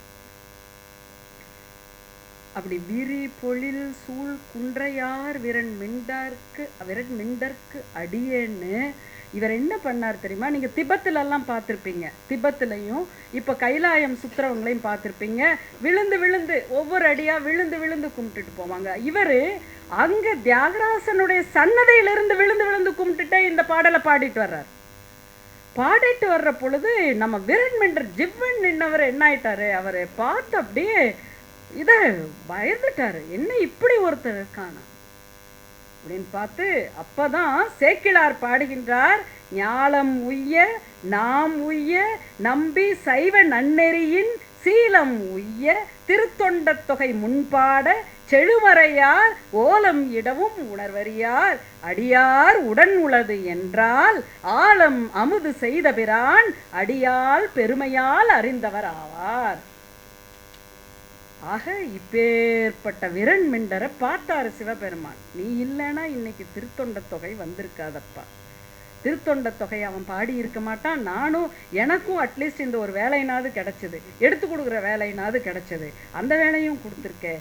ஆகவே கணநாதர்களுக்கெல்லாம் தலைவனாக இருக்கின்ற சிவபெருமான் என்ன பண்ணார் அப்படின்னு சொன்னா, பூதகணங்களுக்கெல்லாம் தலைவனாக நீ இருப்பாயாக என்கின்ற பெருமையை அந்த பர்சனாலிட்டி அப்படி ஒரு ஆளுமையுடன் இருந்த அந்த விரண்மெண்டருக்கு கொடுத்தார் என்று சொன்னால் இதுதான் அடியார் திருக்கூட்டத்தினுடைய இல்லைங்களா? அப்போ விரி பொழில் சூழ் குன்றையார் விரண்மிண்டற்கு அடியேன் திருத்தொண்ட தொகை இது இல்லைங்களா? இதே திருத்தொண்டர் திருவந்தாதியே கொஞ்சம் எக்ஸ்பேண்ட் பண்ணி எழுதுறாங்க. அதை தான் சேக்கிழார் பெருமான் நமக்கு கொடுத்துருக்கார். பேசும் பெருமையும் அவ்வாரூரனையும் பிரான் அவனாம் ஈசன் தனையும் புறகு தட்டென்றான் ஈசனார்க்கே நேசன் எனக்கும் பிரான் மனைக்கே புக நீடுதென்றல் வீசும் பொலிட்டிற்கு செங்கொன்ற மேய விரல் மிண்டனே அப்படின்னு திருத்தொண்ட திருவந்தாதியையும் வச்சுதான் இவர் நம்முடைய இவர் சேக்கிழார் பெருமான் பெரிய புராணத்தை எழுதினார், விரிவாக்கம் பண்ணார். அப்போ இப்ப பாருங்களேன், வாழையடி வாழையாக வந்த திருக்கூட்டம்னு வள்ளலார் பெருமான் சொன்னார் அப்படின்னா இதுதான். இறைவன்கிட்ட அடியார், அடியார்கிட்ட இருந்து திருத்தொண்ட தொகை, திருத்தொண்ட தொகையிலிருந்து ஒரு திருத்தொண்ட தொகை திருவந்தாதி, அதுல இருந்து இன்னைக்கு உலகத்திலேயே மிகப்பெரிய ஒரு சைவ பெட்டகமாகவும் மிகப்பெரிய ஒரு தமிழ் காப்பியமாகவும் இருக்கின்ற சேக்கிழார் பெருமானினுடைய ஔவையார் பாடினது போன்று இறைவன் யாருடைய உள்ளத்திலே இருக்கின்றான் என்று சொன்னால் திருத்தொண்டர்களினுடைய உள்ளத்திலே இருக்கின்றார். அத்தகைய திருத்தொண்டர்களுடைய பெருமையை என்னால் சொல்லவும் இயலுமோ என்று பாடினாரே, அப்பேற்பட்ட திருத்தொண்டர்களினுடைய புராணத்தை சேக்கிழார் பெருமான் எழுதினார் என்று சொன்னால் மூல காரணமாக இருந்தவர் விரண்மிண்டர் என்பதை பார்க்கிறோம். அப்ப கடவுளின் துளி நம்ம சொல்றோம்ல, இன்னைக்கு சயின்ஸ் கண்டுபிடிச்சிருக்கு கடவுளோட துளி இருக்குன்னு. அந்த கடவுளின் துளியாக இருப்பது யார் என்று சொன்னால் நிச்சயமாக அது விரண்மிண்டர். இப்போ இந்த 3 புள்ளி சொன்னோம் இல்லைங்களா, 3 புள்ளி, அடுத்து ஒரு 3 புள்ளி. அந்த 3 புள்ளிகள் என்ன? விண்மீன்கள், நட்சத்திர புள்ளிகள். விரண்மிண்ட நாயனாரினுடைய கோபம், சரிங்களா? அடுத்தது பார்த்தோன்னா சுந்தரமூர்த்தி நாயனார் பாடிய திருத்தொண்ட தொகை. இவருடைய கோபத்தால் இறைவன் அவருடைய கோபத்தை சாந்தப்படுத்துவதற்காகவும் அடியார்களை பற்றி சொல்லுவதற்காகவும் என்ன பண்ணாரு? திருத்தொண்ட தொகையினுடைய தில்லைவாழ் அந்தனர் என்கின்ற சொல்லெடுத்து கொடுத்தார். ஆக இங்க என்னாச்சுன்னா சுந்தரமூர்த்தி நாயனார் திருத்தொண்ட தொகையை பாடுகின்றார். இப்ப இதுல ஒரு 3 புள்ளி. இப்ப நீங்க சொல்லுங்க பார்க்கலாம். 3 புள்ளி சொன்னேன் இல்லையா? முதல் சொன்ன 3 நட்சத்திர விண்மீன் புள்ளிகள் எது?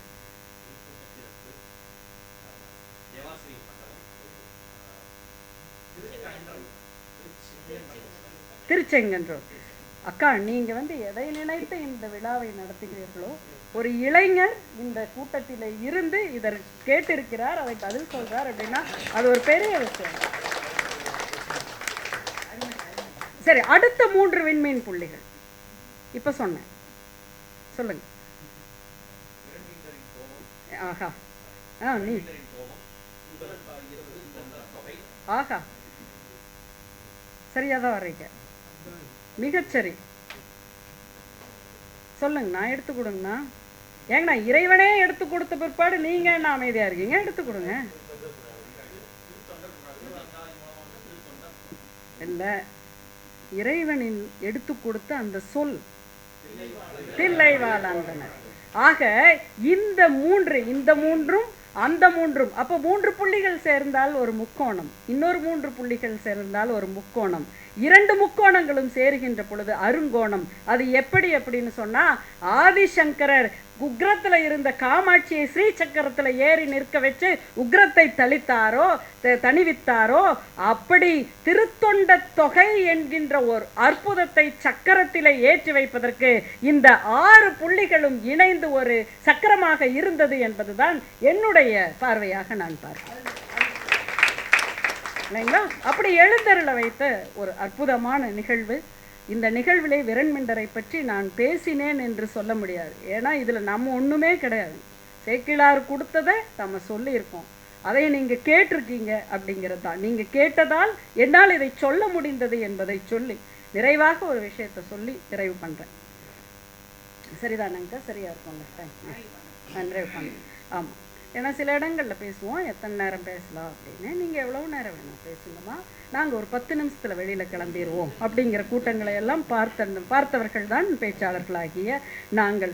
ஆக உணர்வுடையார்கட்கு உலகமும் தோன்றும், உணர்வுடையார்கட்கு உறுதுயர் இல்லை, உணர்வுடையார்கள் உணர்ந்த அக்கணம் உணர்வு உடையார்கள் உணர்ந்து கண்டாரே. திருமூலரோட இல்லைங்களா? உணர்ந்து கண்டாரே. நம்ம உணர்ந்து இன்னைக்கு கண்டிருக்கின்றோம் இல்லைங்களா? அந்த காணலினுடன் நான் அக்காட்ட கேட்டேன், அக்கா நான் காரைக்கால் அம்மையார் எனக்கு ரொம்ப பிடிக்கும், காரைக்கால் அம்மையாரினுடைய அடியார் நான், அதனால் காரைக்கால் அம்மையாரை பேசுகிறேன், 11ஆம் திருமுறை காரைக்கால் அம்மையார். நீ நினைச்ச மாதிரி நீ பேச முடியாதம்மா, இங்கேன்னு ஒரு முறை வச்சிருக்கோம், சேக்கிழாரினுடைய வரிசை தான் இவங்க விரண்மிண்ட நாயனார் ஆயிட்டாங்க. ஆக அப்படி வரிசை சொன்னாங்க. ஆனால் இந்த 11ஆம் திருமுறை காரைக்கால் அம்மையாரை மனதிலே நினைத்து கொண்டு சேக்கிழார் பெருமானை ஐயா சிஎன் சுப்பிரமணியம் ஐயா எழுதின அந்த பெரிய புராணத்தை நான் சி.கே. சுப்பிரமணியம் பெரிய புராணத்தை விரிக்கின்றேன். திருக்கூட்ட திருச்சிறப்பினுடைய பாடல்கள் எத்தனை தெரியுங்களா? 11. திருப்பாடல்கள் 11. சரிங்களா?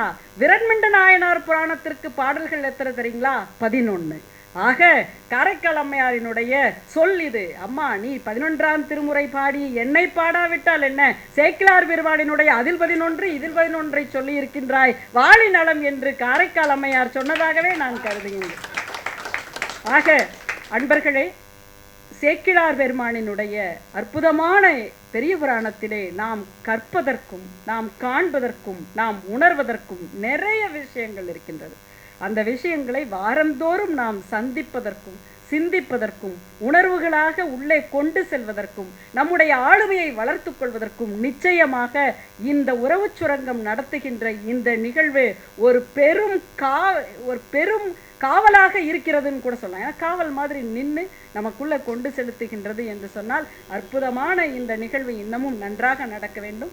அக்கா அவர்கள், சீதாலட்சுமி அக்கா அவர்கள் திருத்தொண்ட தொகையை இப்பொழுது பாடுவார்கள் என்கின்ற ஒரு செய்தியையும் சொல்லி அற்புதமான இந்த நிகழ்விலே என்னை அழைத்து பெருமை சேர்த்திருக்கின்ற தங்களுக்கும் இருந்து கேட்ட உங்களுக்கும் என்னுடைய மனம் மெய் மொழிகளால் நன்றி பாராட்டி, மகளிர் தின விழாவில் நிகழ்வுகளை நான் இன்னைக்கு காலையில் வர வேண்டிய நிகழ்வை கூட நேற்றே காலையில் பேசி முடிச்சுட்டு இன்னொரு நிகழ்வை வேண்டாம் என்று ஒதுக்கிவிட்டு, ஏனென்றால் சேக்கிழாரை பேசுவதை விடவா வேறொரு ஆக சேக்கிழார் பெருமானுக்கும் அந்த நிகழ்வு ஏற்பாட்டாளர்கள் எனக்காக அவர்கள் முந்தைய தினம் வைத்த அவர்களுக்கும் நன்றி பாராட்டி கொண்டு இருந்து கேட்ட உங்களுக்கு என்னுடைய மனம் மெய்மொழிகளால் மீண்டும் ஒரு முறை நன்றி பாராட்டி விடைபெறுகிறேன். நன்றி, வணக்கம்.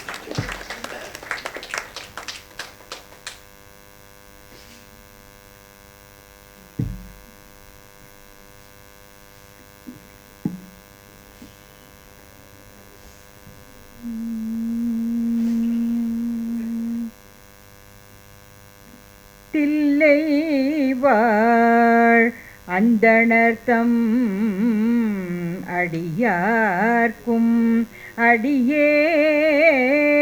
தில்லைவாழ் அந்தணர்தம் அடியார்க்கும் அடியேன் திருநீல கண்டத்து குயவனார்க்கு அடியேன் திருநீல கண்டத்து குயவனார்க்கு அடியேன் இல்லையே என்னாத இயற்பகைக்கும் அடியேன் இளையான் தன் குடிமாறன் அடியார்க்கும் அடியேன் வெல்லுமா மிக வல்ல மெய்ப்பொருளுக்கும் அடியேன் விரிபொழில் சூழ் குன்றையார் விரன்மிண்டற்கு அடியேன் விரிபொழில் சூழ் குன்றையார் விரன்மிண்டற்கு அடியேன் விரிபொழில் சூழ் குன்றையார் விரன்மிண்டற்கு அடியேன் அல்லிமென் முல்லையந்த அமர் நீதி கடியேன் ஆரூரன் ஆரூரில் அம்மானுக்கு ஆளே ஆரூரன் ஆரூரில் அம்மானுக்கு ஆளே பத்தராய் பணிவார்கள் எல்லார்க்கும் அடியேன் பத்தராய் பணிவார்கள் எல்லார்க்கும் அடியேன் பரமனையை பாடுவார் அடியார்க்கும் அடியேன் பரமனையை பாடுவார் அடியார்க்கும் அடியேன் சித்தத்தை சிவன் பாலே வைத்தார்க்கும் அடியேன் சித்தத்தை சிவன் பாலே வைத்தார்க்கும் அடியேன் திருவாரூர் பிறந்தார்கள் எல்லார்க்கும் அடியேன் திருவாரூர் பிறந்தார்கள் எல்லார்க்கும் அடியேன் முப்போதும் திருமேனி தீண்டுவார்க்கடியேன் முப்போதும் திருமேனி தீண்டுவார்க்கடியேன் முழு நீர் பூசிய முனிவர்க்கும் அடியேன் முழு நீர் பூசிய முனிவர்க்கும் அடியேன் அப்பாலும் அடி சார்ந்த அடியார்க்கும் அடியேன் அப்பாலும் அடி சார்ந்த அடியார்க்கும் அடியேன் ஆரூரன் ஆரூரில் அம்மானுக்காளே ஆரூரன் ஆரூரில் அம்மானுக்காளே ஆரூரன் ஆரூரில் அம்மானுக்கு ஆளே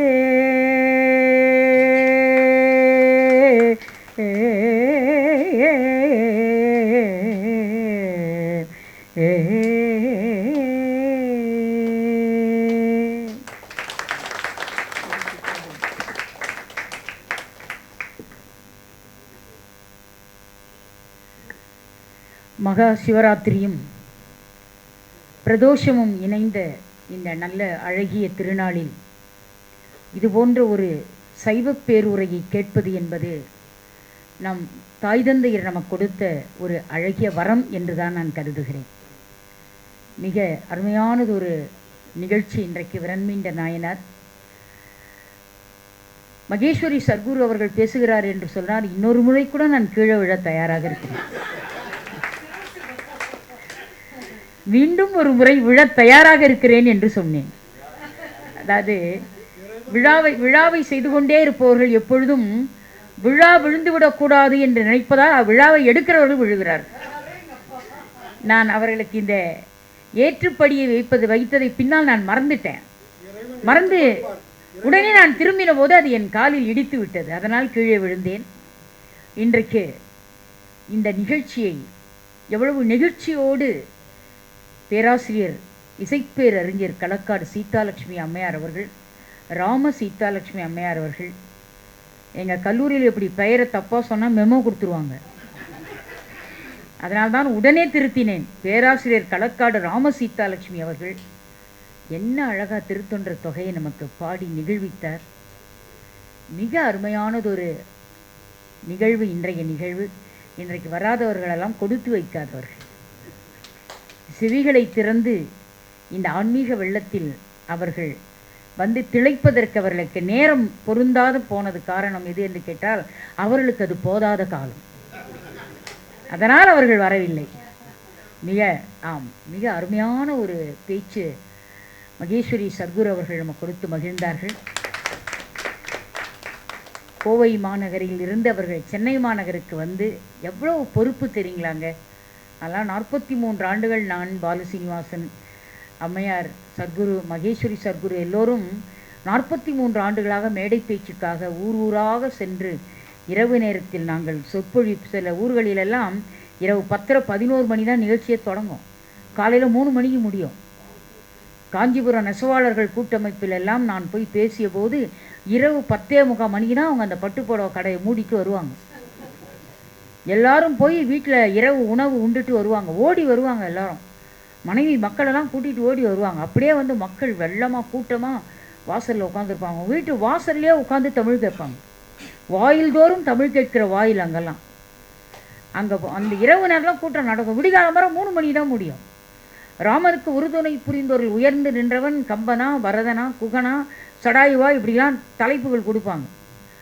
கம்பன் பார்வையில் குகனா, பரதனா, சடாயுவா தலைப்பு கொடுப்பாங்க. இந்த தலைப்புகளாக விடிய விடிய நடக்கும். 3 மணி தான் பட்டிமன்றம் முடியும்.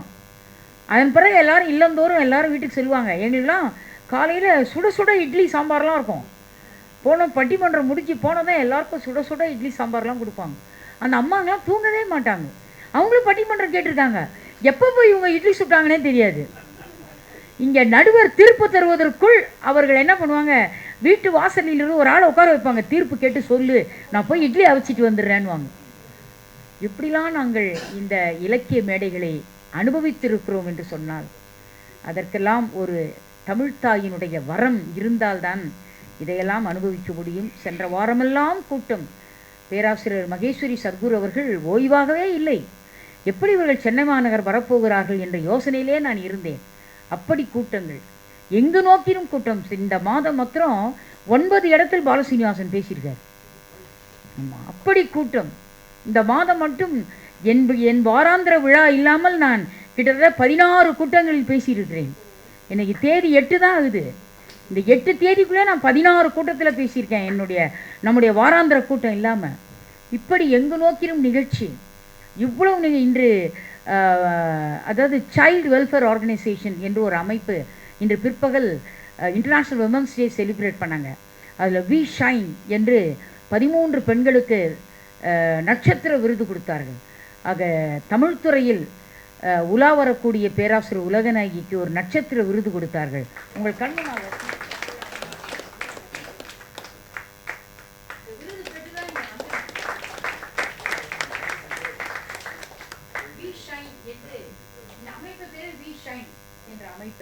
அந்த அமைப்பில் இன்றைக்கு 13 பெண்களுக்கு விருது கொடுத்தாங்க. வணக்கத்திற்குரிய ஜஸ்டிஸ் வள்ளிநாயகம் ஐயா வந்து விருதளித்தார்கள்.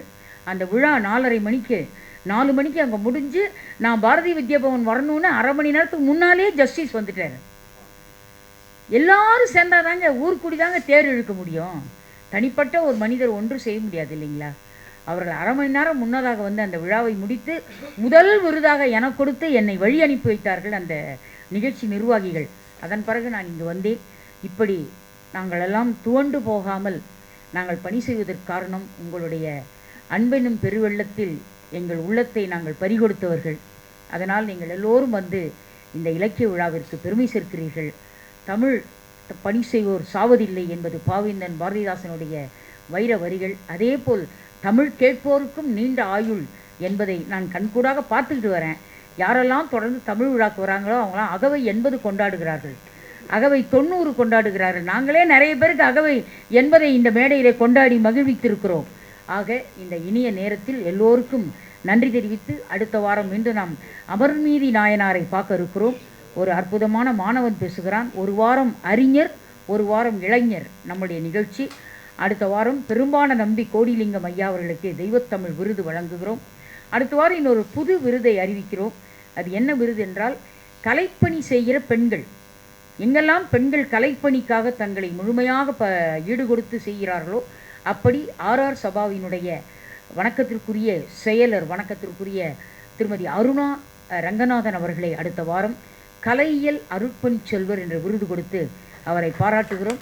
அடுத்த வாரம் நிகழ்ச்சி மதன்குமார் என்கிற ஒரு கல்லூரி மாணவன், ஒரு இளைஞன் அமர்நீதி நாயனாரை குறித்து பேசுகிறான். ஜஸ்டிஸ் ஜெகதீசன் ஐயா அவர்கள் தலைமை தாங்க இருக்கிறார்கள். சேக்கிழார் ஆராய்ச்சி மையத்தினுடைய தலைவர் அவர்கள் தலைமை தாங்க இருக்கிறார்கள். அரங்கம் நிறைந்த மக்களாக வாரந்தோறும் வந்து தமிழுக்கு பெருமை சேர்க்கிற உங்கள் திருவடி கமலங்களுக்கு என்னுடைய நெஞ்சார்ந்த வணக்கத்தையும் அன்பையும் செலுத்தி, உங்கள் பாதங்களை குனிந்து பாருங்கள், உலகநாயகி நன்றி மலர்கள் வந்து சேர்ந்திருக்கும் என்று சொல்லி வணங்கி விடைபெறும் முன் நிறைவாக வாழிய செந்தமிழ் பாடுவதற்கு முன்பு இன்றைக்கு அம்மையார் அவர்கள் வான்மழை வழாது பெய்ய நிறைவான பாடலை அம்மா அவர்கள் பாடுவார்கள்.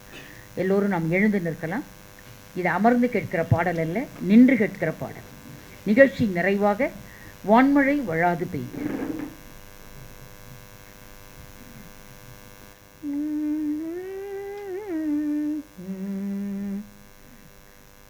வான்முகில் வழாது பெய்க, மலிவளம் சுரக்க, மன்னன் கோன்முறை அரசு செய்க, குறைவிலாது உயிர்கள் வாழ்க, நான்மறை அறங்கள் ஓங்க, நத்தமம் வேள்வி மல்க, மேன்மைக்குள் சைவ நீதி விளங்குக, உலகம் எல்லாம் மேன்மைக்குள் சைவ நீதி விளங்குக, உலகம் எல்லாம்.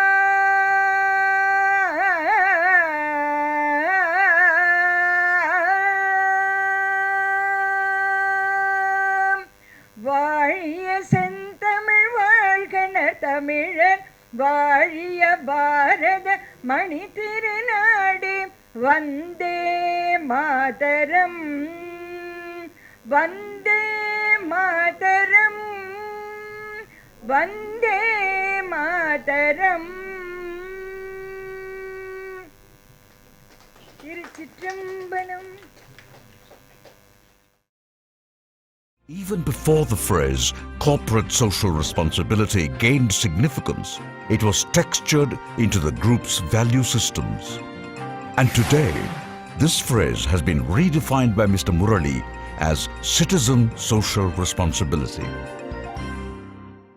Chennai 365, an effort by SKS in association with social, sports and cultural bodies to do good to a vibrant Chennai. To Sri Krishna Sweets, it's no mere rule. It's not just an act. It's every citizen's social responsibility. After all, we make a living by what we get, but we make a life by what we give. And in the process, create a world where life's best bonds are built with love and care. And in time, they will become our strongest bond.